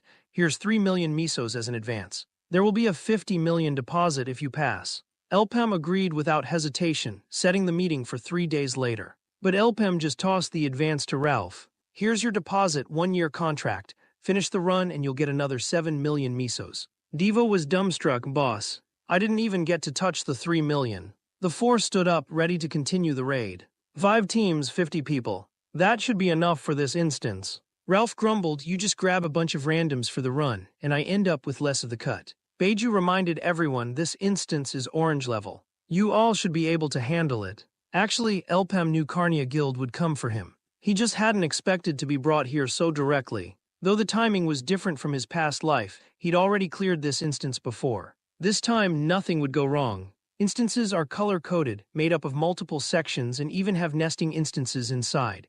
Orange is a double-layer structure, so you have to clear 2 rounds. Kiri reminded everyone, the terrain and monsters in the second layer are totally different from the first, so be careful. Ralph spoke up, "Elpem, just to be clear, even though you recruited me, that doesn't mean you get to boss us around. I can still compete for team leader based on merit, right?" Elpem just smiled. "Didn't know you were so greedy. Fine, let's have the team leader decided by contribution this run." Ralph's eyes narrowed and he secretly gloated, "Heh, the kid took the bait. Once I'm team leader, things get interesting." The team quickly entered the instance in order. No sooner had they stepped inside than a mob of evil eyes rushed the group, instantly wiping out a few slow adventurers. Devo was pounced on by a Cyclops as well. Luckily, Ralph kicked in just in time to save Devo and warned everyone to stay sharp. Kiri wondered aloud, what's going on? Is the dimensional entrance right in the middle of the Evil Eye swarm? A teammate said he'd run this instance before and never seen Evil Eye's mob adventurers like this. And their attacks were completely unpredictable. This can't go on. Kiri let her guard down for a moment and got slashed by an Evil Eye's claw, dropping right at the monster's feet. At the brink of death, Devo held back the Evil Eye's fangs with all his might, and Ralph followed up with a heavy punch, smashing an Evil Eye to pulp. "You runt, see what I can do, let's keep this up." Even Kiri was shocked. So this is a man's strength. She might grumble, but she had to admit, Tier 3 really was something else. But just as she praised Ralph, he got tail-whipped to the ground by an Evil Eye. Still, Evil Eyes were no match for Ralph. He soon noticed Elpem firing telekinetic flaming arrows. No wonder Carnia's after him. Who knows about the boss fight, but just from his hunting speed, he's faster than me. A 5 million advance isn't something just anyone gets, and the guild's attitude means they'll probably raise the price later. Ralph could already picture himself leading the team, counting misos on a mountain of cash. Just then, Elpem suddenly kicked Ralph flying.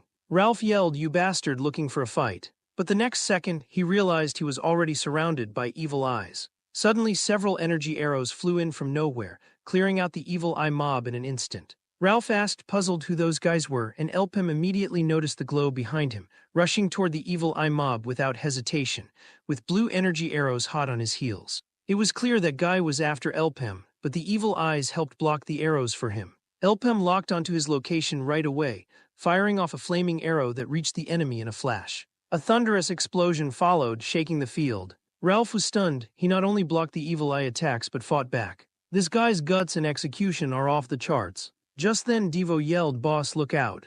Elpem glanced back and saw the energy arrows coming with no time to dodge. A huge blast erupted the next second, and Kiri could only watch helplessly. But when the smoke cleared, Elpem had only a scratch on his arm. Elpem was puzzled. He'd clearly hit the target, yet the enemy had instantly circled behind him. To guard against attacks from the shadows, Kiri signaled everyone to find cover. But no sooner had she spoken than more energy arrows rained down. Everyone scattered in panic. Anyone too slow was riddled with arrows, dying on the spot. Seeing the crisis, Kiri didn't hesitate, blocking the arrows with a sun slash. Don't just stand there. If you want to live, get into the forest. But no one dared move. Evil Eyes had already cut off their escape. Elpem fired off a magic arrow, wiping out the Evil Eye mob in an instant. Ralph dashed for the forest at once, followed by the others. But after just a few steps, more energy arrows rained down. Devo cursed, damn it, we'll all die at this rate. Without thinking, Elpem fired a flaming arrow, using the explosion as cover for the retreat. As he ran, he whispered to Devo, do what I say when the time comes. But before the smoke cleared, the enemy had already locked onto Elpem again. Looks like Lord Ebok's concerns were justified. Sorry, Mr. Elpem. Then the enemy's energy arrows came flying at Elpem. But he suddenly noticed this mage was incredibly fast, and someone seemed to be missing. By the time they realized, it was too late. Elpem's flaming arrows struck the target from behind. An explosion rocked the field. Sorry, but I didn't miss this time. At that moment, Devo pulled off his disguise. Boss, the plan worked. Thanks to me holding them off. But before he could finish, an energy arrow pierced his abdomen, dropping Devo to the ground. Elpem's heart skipped a beat, but another energy arrow came flying at him. Everyone was too stunned to move. Kiri hurried to help Devo escape, but was shot through the knee by an arrow. Both of them collapsed to the ground. As their lives hung by a thread, Ralph suddenly rushed in, dragging both of them. Just what I needed, another job playing dad, what a pain. But the energy arrows kept chasing, nearly hitting them in the rear. They finally managed to get deep into the forest. But as soon as they entered, the three were dumbfounded. Why is there another door? Did Elpem know about this all along? Ralph waved off their concerns. Doesn't matter, we're alive, aren't we? Ignoring their protests, he dragged them toward the door. This must be Elpem's plan. But what puzzled Ralph was how the energy arrows could shoot at them from the front. As he wondered, a few energy arrows struck him in the gut. Then a great axe suddenly flew in, precisely blocking the energy arrows. Devo instantly realized Elpem had saved them. But there was no time to talk. They all rushed through the door. The scene cuts back to Elpem facing off with the enemy. Is stalling with Evil Eyes all you can do? You think cheap tricks will help you find me? Fine, let's play, struggle all you want, Elpem. Did you know in my 13th year under Lord Ebok, 300 assassins fought to the death, with only 5 left at the end. Then another 7 days of killing, and even then no one could find me until all were dead. Lord Ebok even gave me the nickname Ghost. You think you can find me, please? Elpem shot another arrow, and Ghost immediately locked onto his location. Without a word, he countered with several energy arrows in a row. But he hadn't expected this attack to expose his own position. Luckily, Ghost reacted fast, dodging Elpem's strike in time.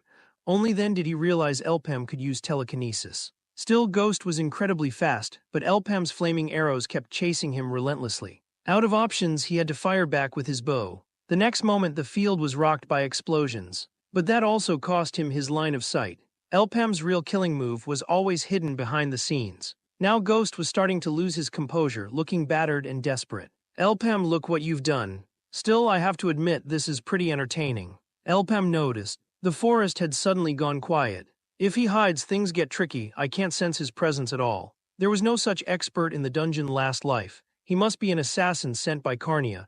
Has my presence changed the future of this instance? Just then, Ghost's voice suddenly sounded from behind. Elpem, get out here. Stop hiding like a coward and wasting time. Aren't you supposed to be fearless? Why are you hiding now? Elpem quickly realized something was off. He's so close, but there's not a sound. Could he teleport? Is he using a speed technique? Suddenly, Ghost's eyes sharpened. Found you. Before the words were out, several energy arrows shot at Elpem's back. Meanwhile, the scene cuts to Devo, Ralph, and the others. No sooner had they entered than they saw the ground littered with skulls. Judging by the bodies, even 100 people wouldn't be enough, let alone 3 teams. Kiri suddenly realized, damn it, Carnia set us up from the start. Making us join the guild was all part of their plan. He must be a follower of black magic. They lured all the troublesome adventurers here, and with that assassin, it looks like Elpem was right about them taking the bait. Ralph suddenly broke into laughter, interrupting everyone. Sorry to butt in, but the landlord here doesn't seem too happy to see us. Looks like there's no dodging this rent.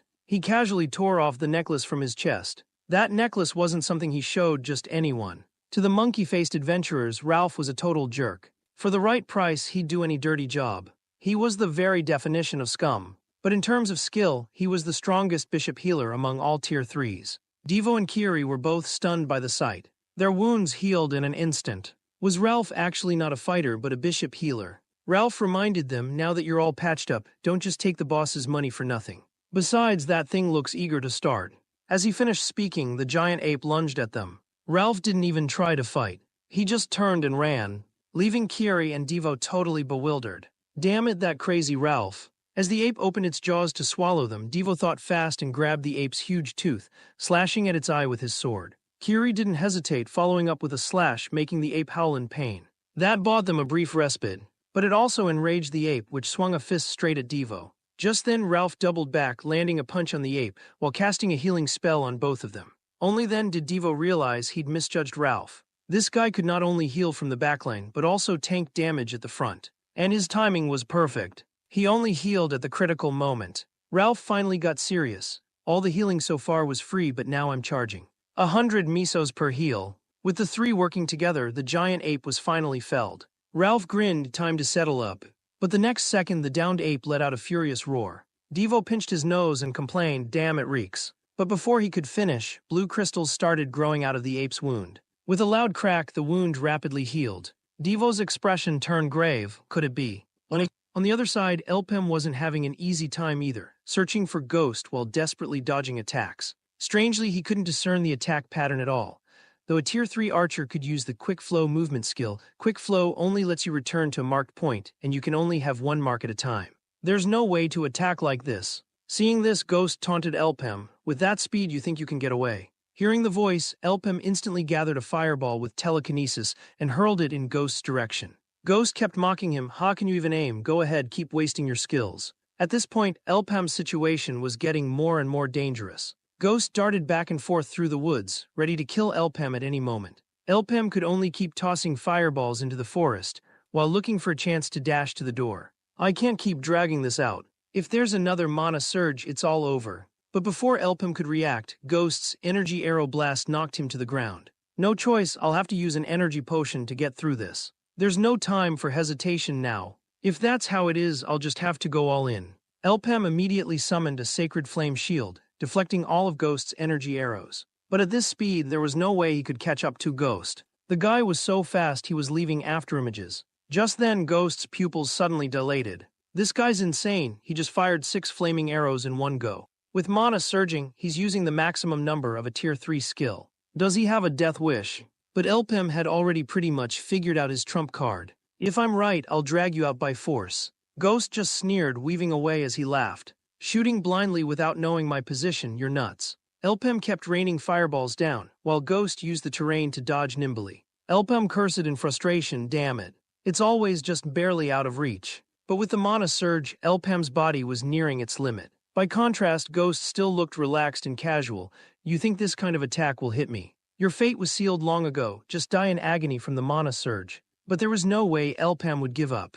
An even fiercer wave of fire energy burst forth. Elpem gathered all his strength and flung another fireball. His gaze went razor-sharp, and a flaming disc appeared out of thin air. In the blink of an eye, flames engulfed the entire area. Only now did Ghost realize what was happening. Oh no, what's Elpem doing? There's fire everywhere. So that was his plan all along. If I don't get out now, I'll be burnt to ash. Luckily, there was a clearing not far ahead.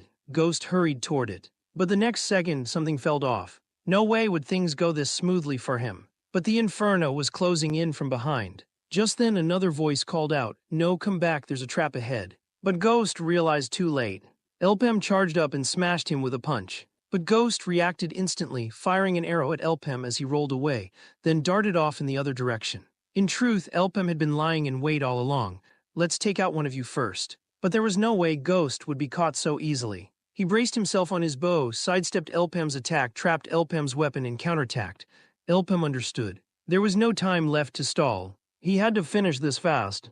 Elpem swung his weapon, smashing it into the bow, and flung Ghost away in the process. To save his own skin, Ghost even dropped his weapon. Elpem seized the moment, striking while his foe was weak. But right then, his opponent jumped in. The newcomer fired several arrows in quick succession, blocking Elpem's attack, and shouted for Ghost to get up. He's out of magic now. With that, he drew his bow, ready to finish Elpem off. But he didn't notice Elpem's telekinetically controlled dagger sneaking up from behind. Fortunately, he noticed just in time, barely dodging a lethal blow. Settling this with low-mana telekinesis. Nice idea, but this is as far as you go. He charged at Elpem, blade in hand. Elpem quickly raised his sword to block, attacking him with telekinesis at the same time. But the foe took advantage of Elpem's split focus, drawing his bow for a one-shot kill. But he underestimated Elpem's telekinesis. A barrage of stones crashed down, knocking him to the ground.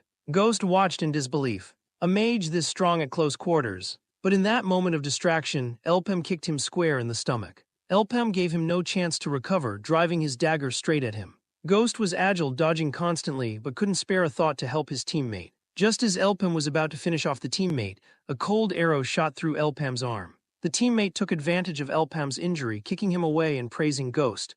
"Brother, you really are the best." He snatched up the fallen dagger and swung it at Elpem without hesitation. "Now you're down to one hand, what can you do?" But he still underestimated Elpem. While he was distracted talking, Elpem gritted his teeth, grabbed his arm, and twisted it hard. The man screamed in pain. "You idiot, stop, you want me to put a hole in you." Elpem didn't care, flipping him over and pinning him to the ground. Off in the distance, Ghost was sweating bullets. Suddenly, a massive explosion rocked the battlefield, and Ghost shouted from afar, "Ner." The shockwave sent Ner flying, and he coughed violently on the ground. "Damn you, Elpem, I can't breathe. If this keeps up, I'll die here." Ghost rushed to help, but was shocked to see a green circular shield appear ahead. Ner cried out, "Brother, where are you?" At the sound, Ghost raced toward Ner, with Elpem charging in as well. As Elpem arrived, Ner yelled furiously, "You're dead meat." But Elpem ignored the pain. His only thought was, "I have to kill this guy." Then Ghost noticed the green shield above was gone. But he quickly realized what was up. Ner was already sprawled on the ground, barely breathing.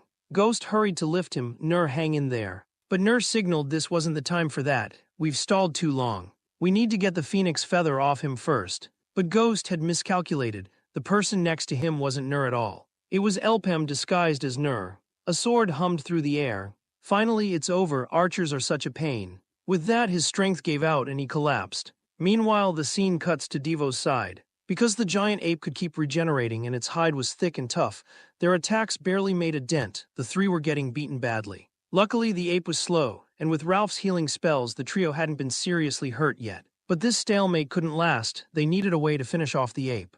Then Devo suddenly realized the ape's weak spot might be its back. Ralph didn't hesitate, charging in. "I'll distract it." He plunged his greatsword into the ape's wound.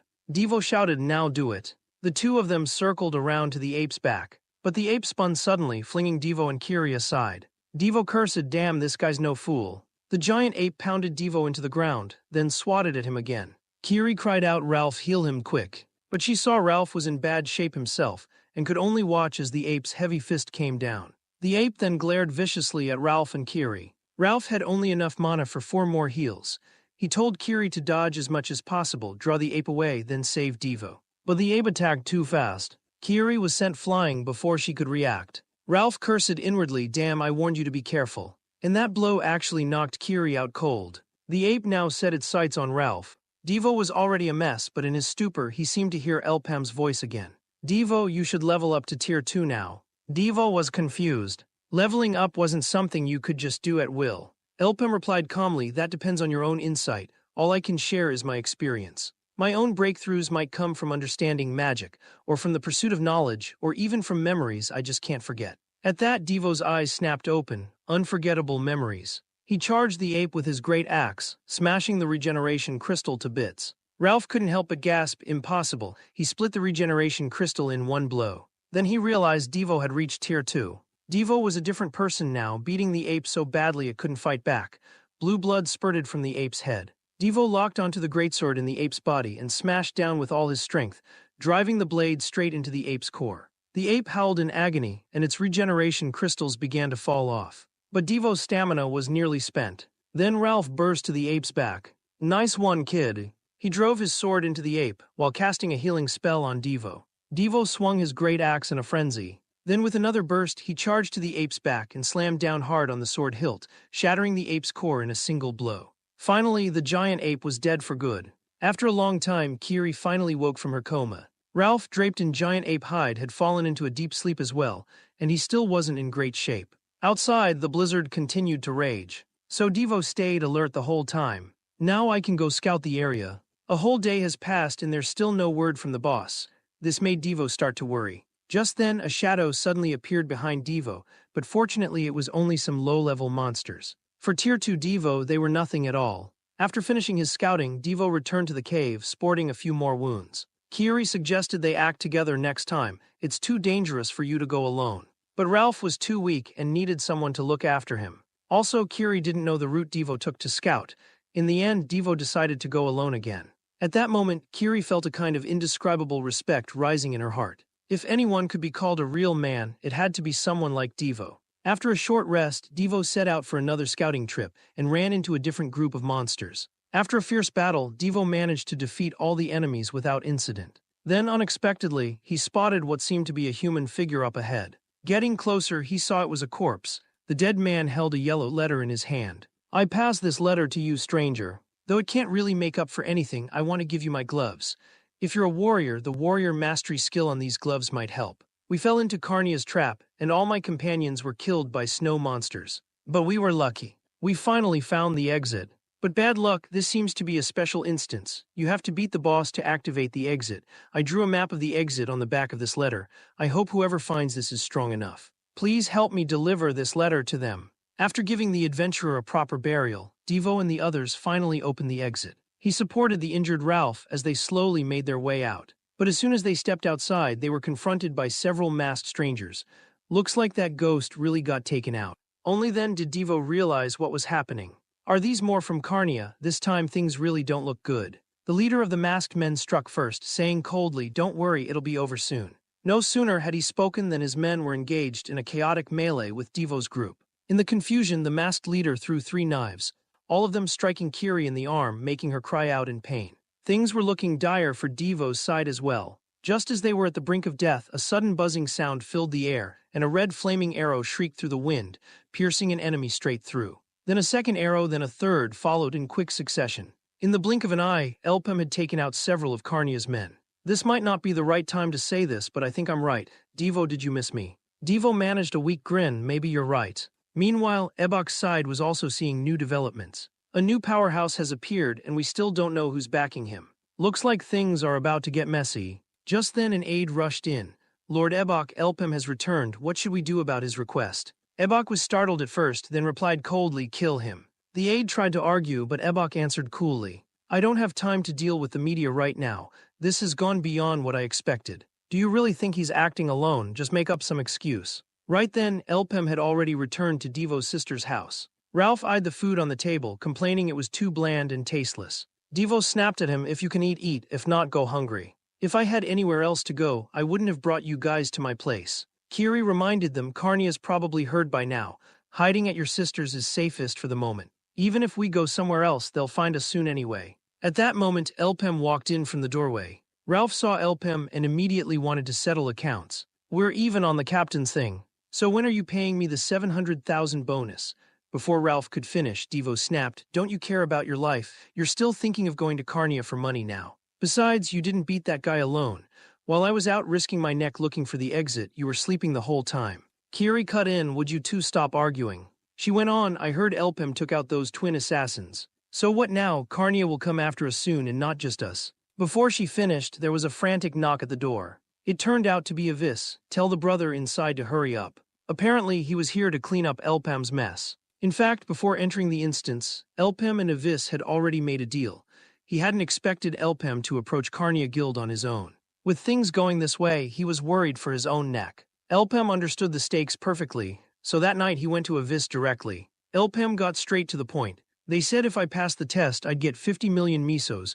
After the instance ends, all that's left is to sign the contract." No sooner had he finished than Avis snapped, "Did you just come here to show off?" Elpem replied coldly, "If you have nothing to say, I'll go." Avis was silent for a moment, then reached into his coat. "Fine, I give up. Here's 60 million misos. If it's all right, just sign." Elpem smiled in satisfaction and signed his name without hesitation. Then he got right to the point. The monster pull was Carnia's doing, and the test instance was their trap too. At least 100 people died, and they even sent assassins. Avis was stunned, so Carnia did all this to destroy the evidence. The thought made Avis burst out laughing. "Heh, Carnia, you're finished this time. Is this info enough? All I've got is my testimony. All they have to do is deny everything." Avis snorted, "Of course they'll deny it, but we can push public opinion.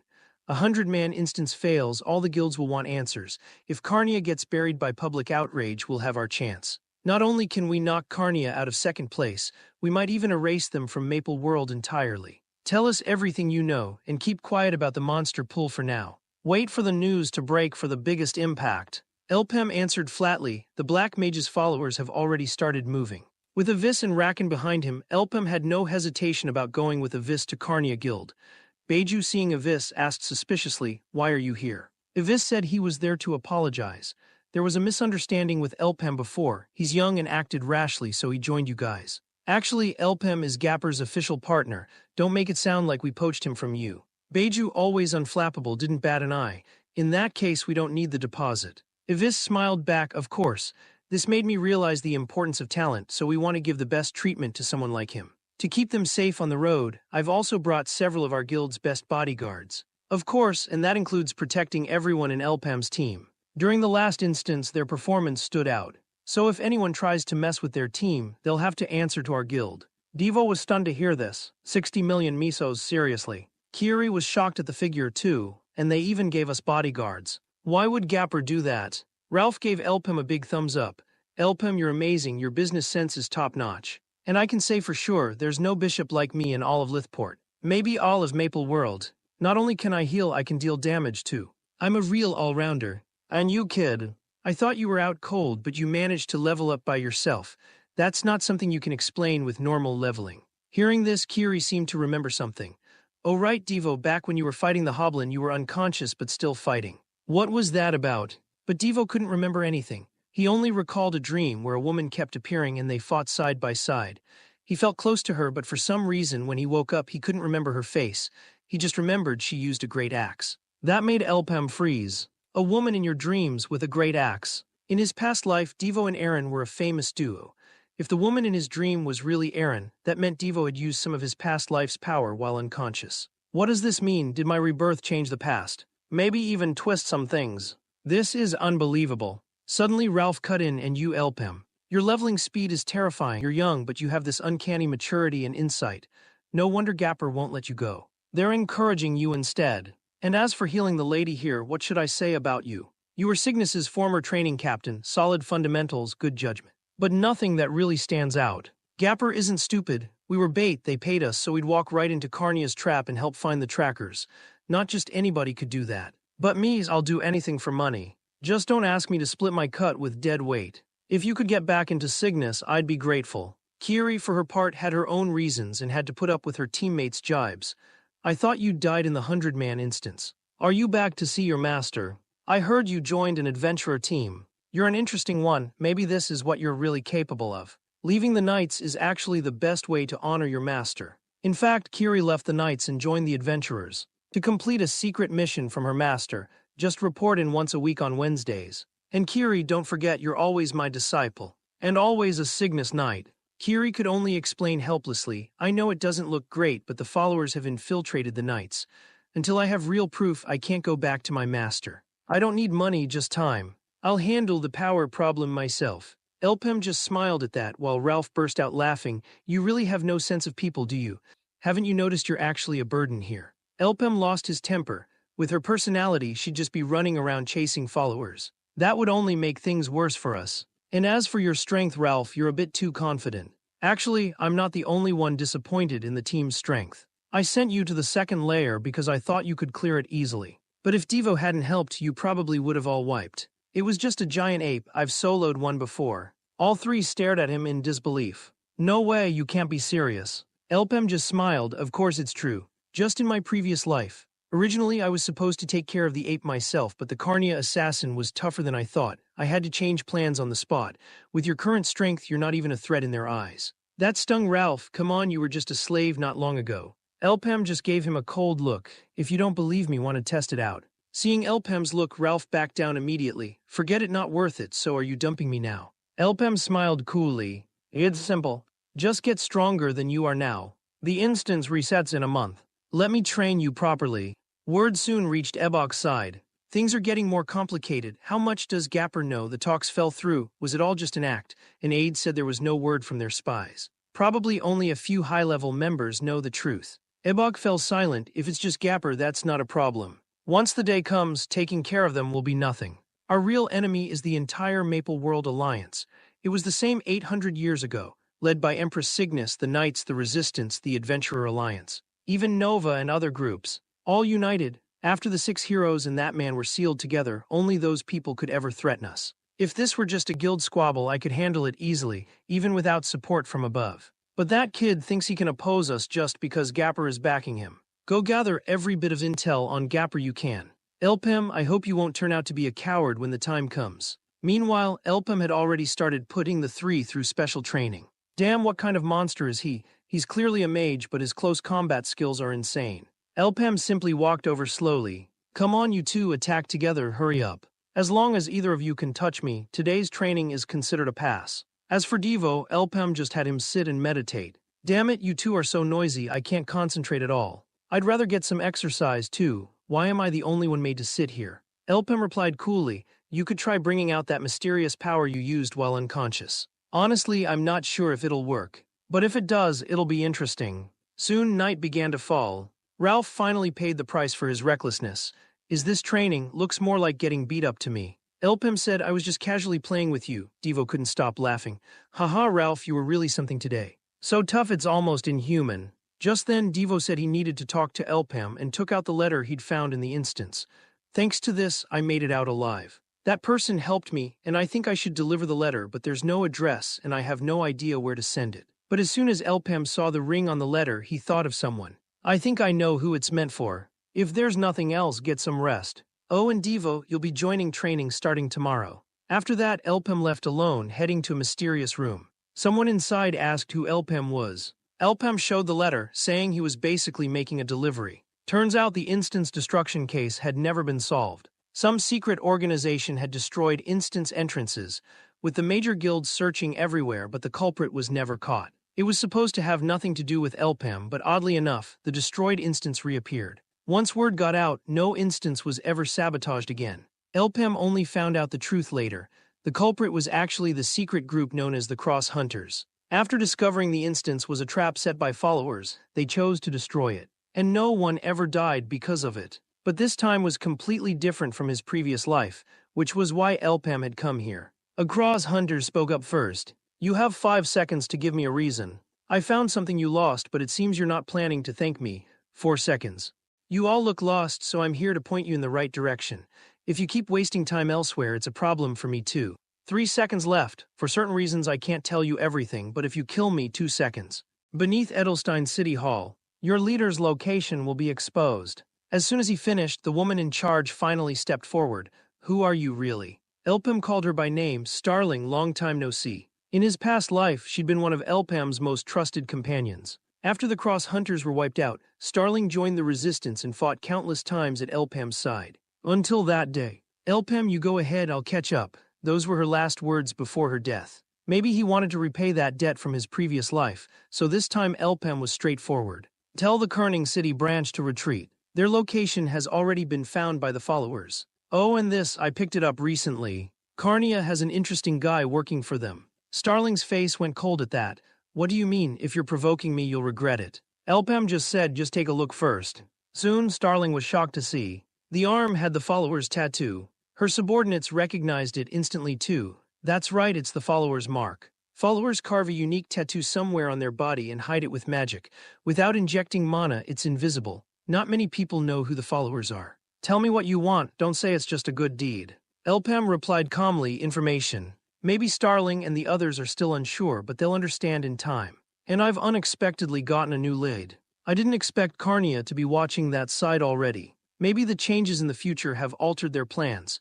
If I ignore Starling, who knows what will happen. Elpem made up his mind. The next target was the Nautilus. Before setting off, Elpem went to see Avis. Avis had already gathered all the intel on Carnia's instances. It's been a month. You should act soon. Seeing Elpem unmoved, Avis grew annoyed. Don't tell me you're scared. Elpem just answered simply, relax, I've already decided. Hawkeye's grave. That left Avis speechless. Do you know what kind of place that is? The Nautilus's captain Chiron commands countless pirates. Her top disciple Lee also called Hawkeye. Hawkeye's grave is the instance where she died, now her tomb. You're heading into a forbidden zone, with a 9,990,000 misos bounty. Countless adventurers have fallen there, it's said to be impossible to clear. Carnia would go there too. Where did you get this info? Just then, Rakan suddenly walked in. I heard something interesting. Word is you're raiding another instance, so I brought you a gift. When he took out the gift, Avis was stunned. This is from Gapper just for you, 2 phoenix feathers. I have high hopes for you, so this time you have to get a good result. With these 2 you now have 4 phoenix feathers, never thought you'd get this lucky. Another person was joining them. Devo was surprised to see it was Monkey Face. He'd brought a whole set of new clothes, and everyone looked much sharper after changing. These outfits are all made from giant ape leather. Oh, Elpem, what about this one? Elpem said that one was set aside just for you. Monkey Face froze, you're kidding, right? Actually, the rules for entering the Nautilus were simple. Whoever tore off a wanted poster first got priority to enter the instance, but you had to enter the instance that matched the poster you tore. There were only 2 rules. Like every team, you couldn't tear off a poster someone else had already picked. It was understood. Menor had never managed to get into the Nautilus, no matter how many times she tried. Even being Lei's real sister didn't help. You dare talk back now, are you defying my orders? Hearing that, Menor started to shake. If you won't let me go, how am I supposed to avenge Lei? You know how hard I've worked. But even so, she was still rejected by the boss. So when she learned Elpem's team had torn off a wanted poster, she exploded with rage on the spot. Who do you think you are, tearing off the wanted poster? That's mine. Elpem just looked indifferent. If you really wanted it, you should have torn it off yourself. Menor was unconvinced. It's pointless anyway, you only know the surface. You don't get how this works. Nautilus wanted posters are for pirates. If you're not a pirate, you can't enter the instance. No one outside the crew can get into a Nautilus instance. Hearing this, Devo almost spat out his food. Haha, I see now, boss. Miss, looks like you'll be disappointed this time. Let me introduce us properly. We're the Iburu Pirates, and don't be so quick to argue. The one behind me, you must have heard of him. That's Iburu himself, captain of the Iburu Pirates. The fact we can board the Nautilus says it all. Just then someone cut in, that's a stretch. I'm talking about the rest, not the pirates. As soon as he showed up, Menor got excited. You're finally here, Murat. Murat said the rules are Chiron's, she makes the call. Are there only 5 of you? Elpem introduced himself, I'm Elpem. Once they heard his name, everyone started murmuring. Why does that sound so familiar? If I'm not mistaken, he's the survivor of the Red 100-man instance. I heard almost all the adventurers died in there. Looks like none of these people are ordinary. But in the end, they're just a bunch of useless runaways. Did you know Menor just finished a 200-man instance? She's way stronger than you. Murat interrupted, let's all take a step back. Since you've already claimed the poster, you get priority. But could you give us the other 69 spots? Devo immediately said, not a chance. But Elpem agreed right away. Each slot would be 100,000 misos and he'd only sell 10.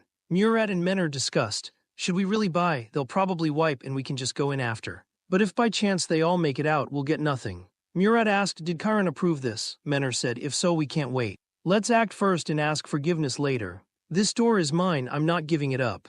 On the other hand, Ralph questioned Elpem's decision. With so many empty spots, why only sell 10?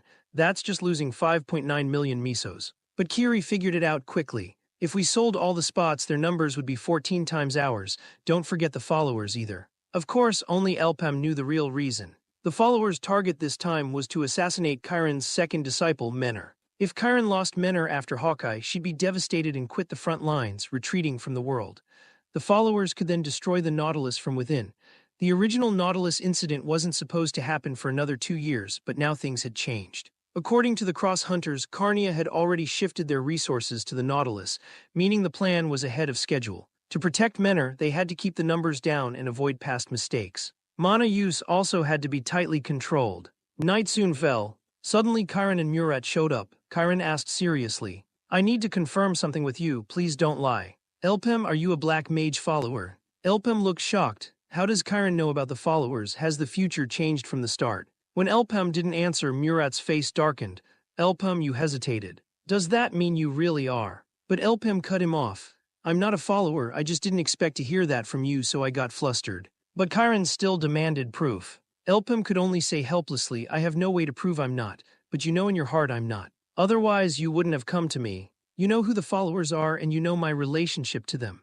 Otherwise, you'd have shot me already. Finally, Chiron spoke the truth. That's right, the followers are from Carnia. You're their enemy, but that doesn't make us allies. For now, we're just temporary partners. Miss Chiron, what do you want me to do? Chiron sighed, saying the situation was dire. I know the real mastermind behind Hawkeye Lei's death was the Black Mage's followers. They're hiding inside the Nautilus. Besides me and Murat, I trust no one. Elpem was startled. Things were moving even faster than he'd imagined, far beyond his expectations. Chiron also knew that the followers' current target should be Menor. With Lee gone, she'd become the idol of the ship. If the core of their pirate crew, Menor, died, the Nautilus would fall into chaos. Even if Chiron stepped in, it couldn't be quelled. So the deal this time was, in the Hawkeye instance, Elpham had to protect Menor. As payment, he could choose equipment from the Nautilus's vault. After that, everyone entered the Hawkeye instance as agreed. This time, the mood was completely different. Chilling and grim. Suddenly, a scrawny monster appeared. Devo immediately burst out laughing. This little guy actually looks pretty cute. But the next second, Devo's eyes went wide, because on the little monster's head was a giant many times its size. Sorry, little one, turns out you brought your mom. No sooner had he spoken than everyone opened fire. But the barrage of gunfire attracted all the monsters nearby, and the team had to adjust their positions. At that moment, Menor stepped forward and said, "Leave these monsters to me." But the monsters just kept coming. As Devo desperately tried to get away, Ralph strode into the monster horde and said, "You guys go ahead. I've got something to do." Only then did Devo recall what Elpham had said earlier. "You're all fighting too chaotically, every man for himself. It's way too inefficient. As a team, you need to fight together. From here on out, you're a family. Specifically, Devo, you need to charge into the monster horde and disrupt their line of sight. You don't need to kill in one hit. Just injure the monsters if you can. The core of the squad is to keep advancing. No matter what happens behind you, don't look back, because Ralph will be there to protect you from the rear. Ralph, you're the team's shield. Stop playing selfishly like before. From now on, your job is to guard Devo and make sure he's always safe. Next, Kiri, you're the most important. The wounds you inflict are hard to heal. For monsters with only half a life left, you need to finish them with a single blow. During this past month of training, you've made the fastest progress of the three. After some real combat, the three realized just how smoothly they could kill monsters together. If that's the case, let's take out the rest of the big ones too. Meanwhile, outside the instance, Cadril, what's going on? Everyone we agreed on is already inside. Move aside, this is urgent. I need to report to Menor at once. Inside the instance, Menor was chatting happily with Ralph. Just then a pirate shouted from afar, "Menor, look at the size of this magic stone.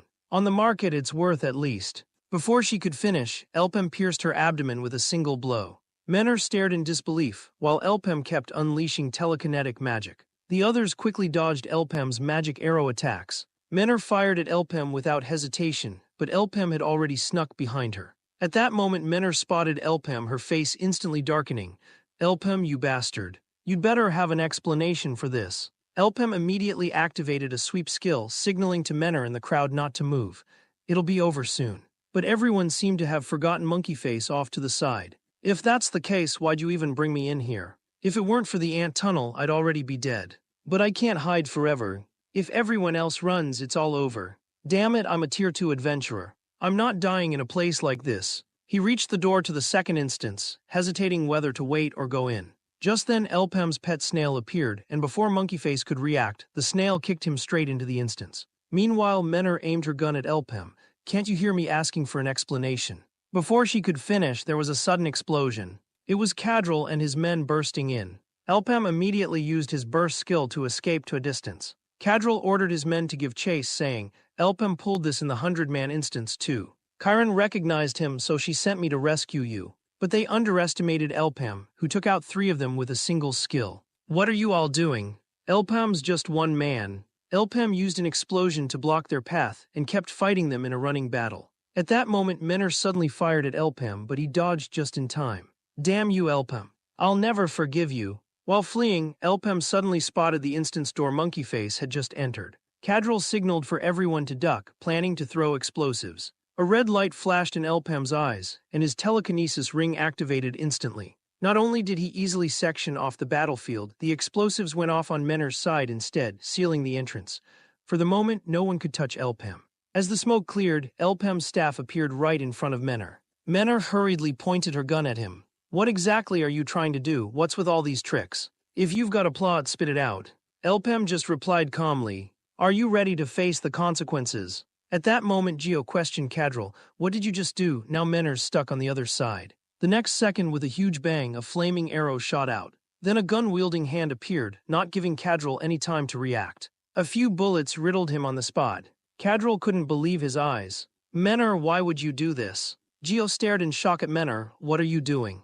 But Menor just gathered everyone together and calmly said, Geo, take everyone and get clear. Remember, this is Chiron's order. With that, the pendant on her chest, symbolizing Chiron, lit up. Meanwhile, on Monkey Face's side, hey little guy, why'd you bring me in here, waiting for someone else? Second instance is a cave too, are the others here as well? Looking closely, he thought he saw someone moving up ahead. He hurried toward the figure. Hey, I got separated. If you can, let's act together. But the pet snail tripped Monkey Face again, and the distant figure came closer. He got up and saw it wasn't an ally at all, but a scrawny monster. And behind it were even bigger, more disgusting monsters. Back to Elpem and Menor, the reason she fired at Cadril was that Elpem had produced Chiron's pendant. Chiron would never hand over her token lightly, meaning she'd known everything, and this was to protect Menor. At that moment, Menor seemed to understand. So the people you killed earlier. Elpem nodded, that's right, but Menor was still puzzled. How did Elpem identify the followers? It was thanks to an item Starling had given him. X-ray glasses that could read magical flows. They could identify black mage followers but consumed a huge amount of mana. Since Chorus died, no one had been able to use them. Only those with the right affinity could activate them. No one knew how Elpem could use them, but for now their goals were aligned. Besides, Elpem's mana was nearly gone.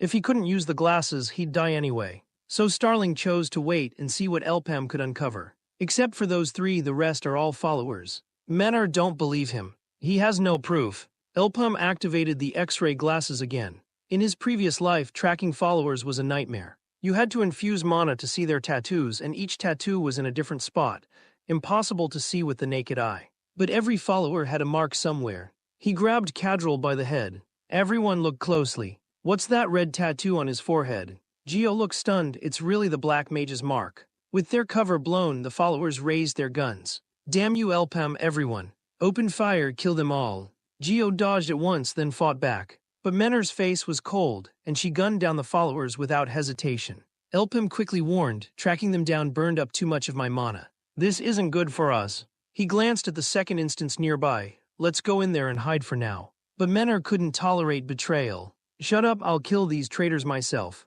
Just then, someone suddenly rushed out.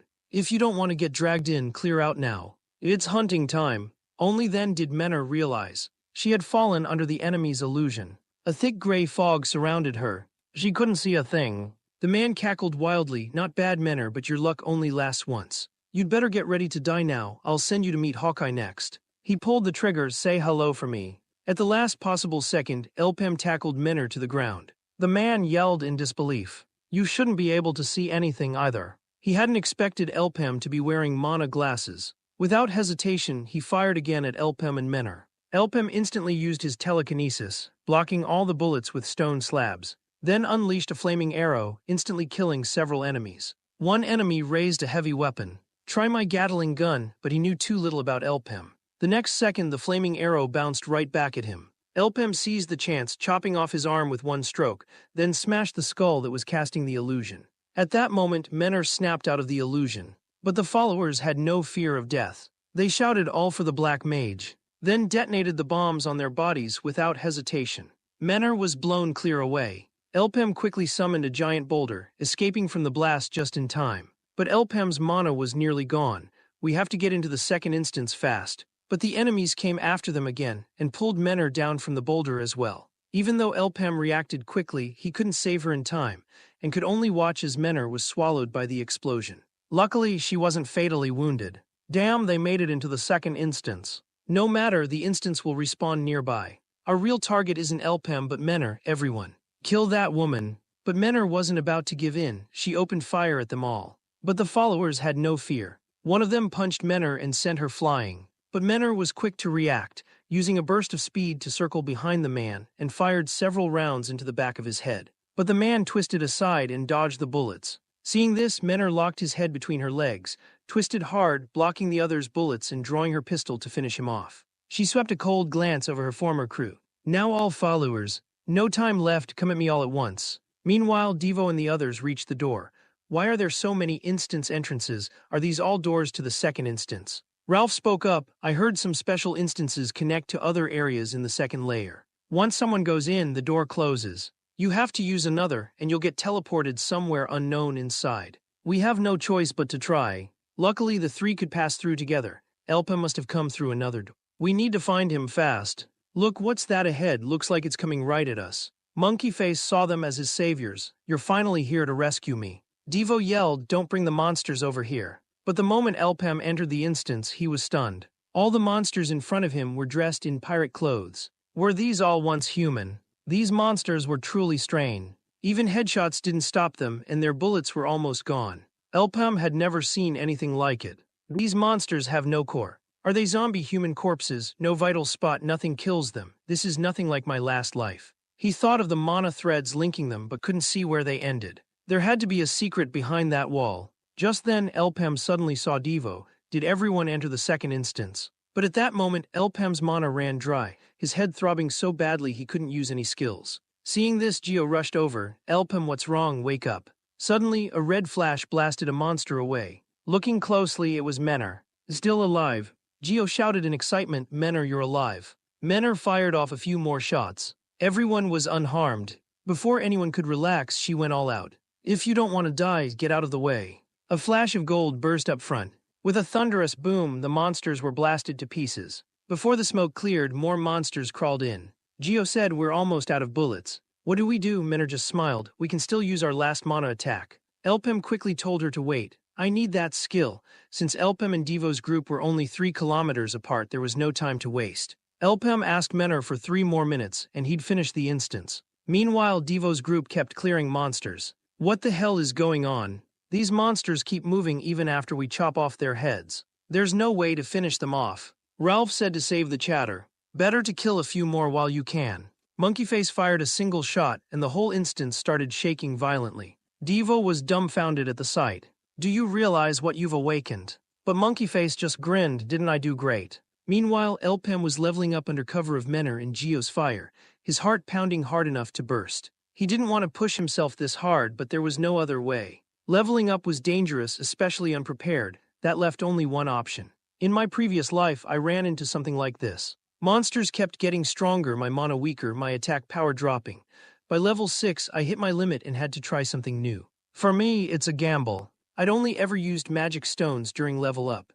Since they're crystallized monster life, maybe absorbing them would turn into mana. In theory, it should replenish mana. Now Elpam's mana was nearly out of control, so he pushed the magic stone to his heart through his blood. If my body can take it, I might have a chance. While Menor was still fighting monsters, Elpam's voice suddenly sounded behind her. Thanks for your hard work, Menor. He finished by blasting a monster behind her with an arrow, then swept his hand wide. Menor, get ready to use the skill from before. Seeing Elpam's state, Menor was stunned. What happened to you? Meanwhile, Kiri's side was in dire straits. Monkeyface had accidentally drawn out a giant monster. And it wasn't just any monster, but a zombie clown mushroom. That made things even harder for the trio. Their movements slowed. At this rate, they'd be wiped out. Devo raised his axe and charged in. Leave this to me. Get out of here. If I fail, come back and bury me. But after just one exchange, Devo was coughing up blood from the zombie mushroom's blow. Then its 40-meter tongue lashed out again. Luckily, Kiri rushed up to block the hit for him, but took a serious wound to her abdomen. Meanwhile, Elpam and Menor were at the crucial stage of their skill combo. Elpam focused on sustaining the skill, while Menor locked onto the target. Their goal: break through the stone wall ahead. And they only had one shot. Geo and the others were almost out of bullets. If that's the case, let's start now. Elpam infused Menor with telekinesis, and Menor took careful aim at the wall.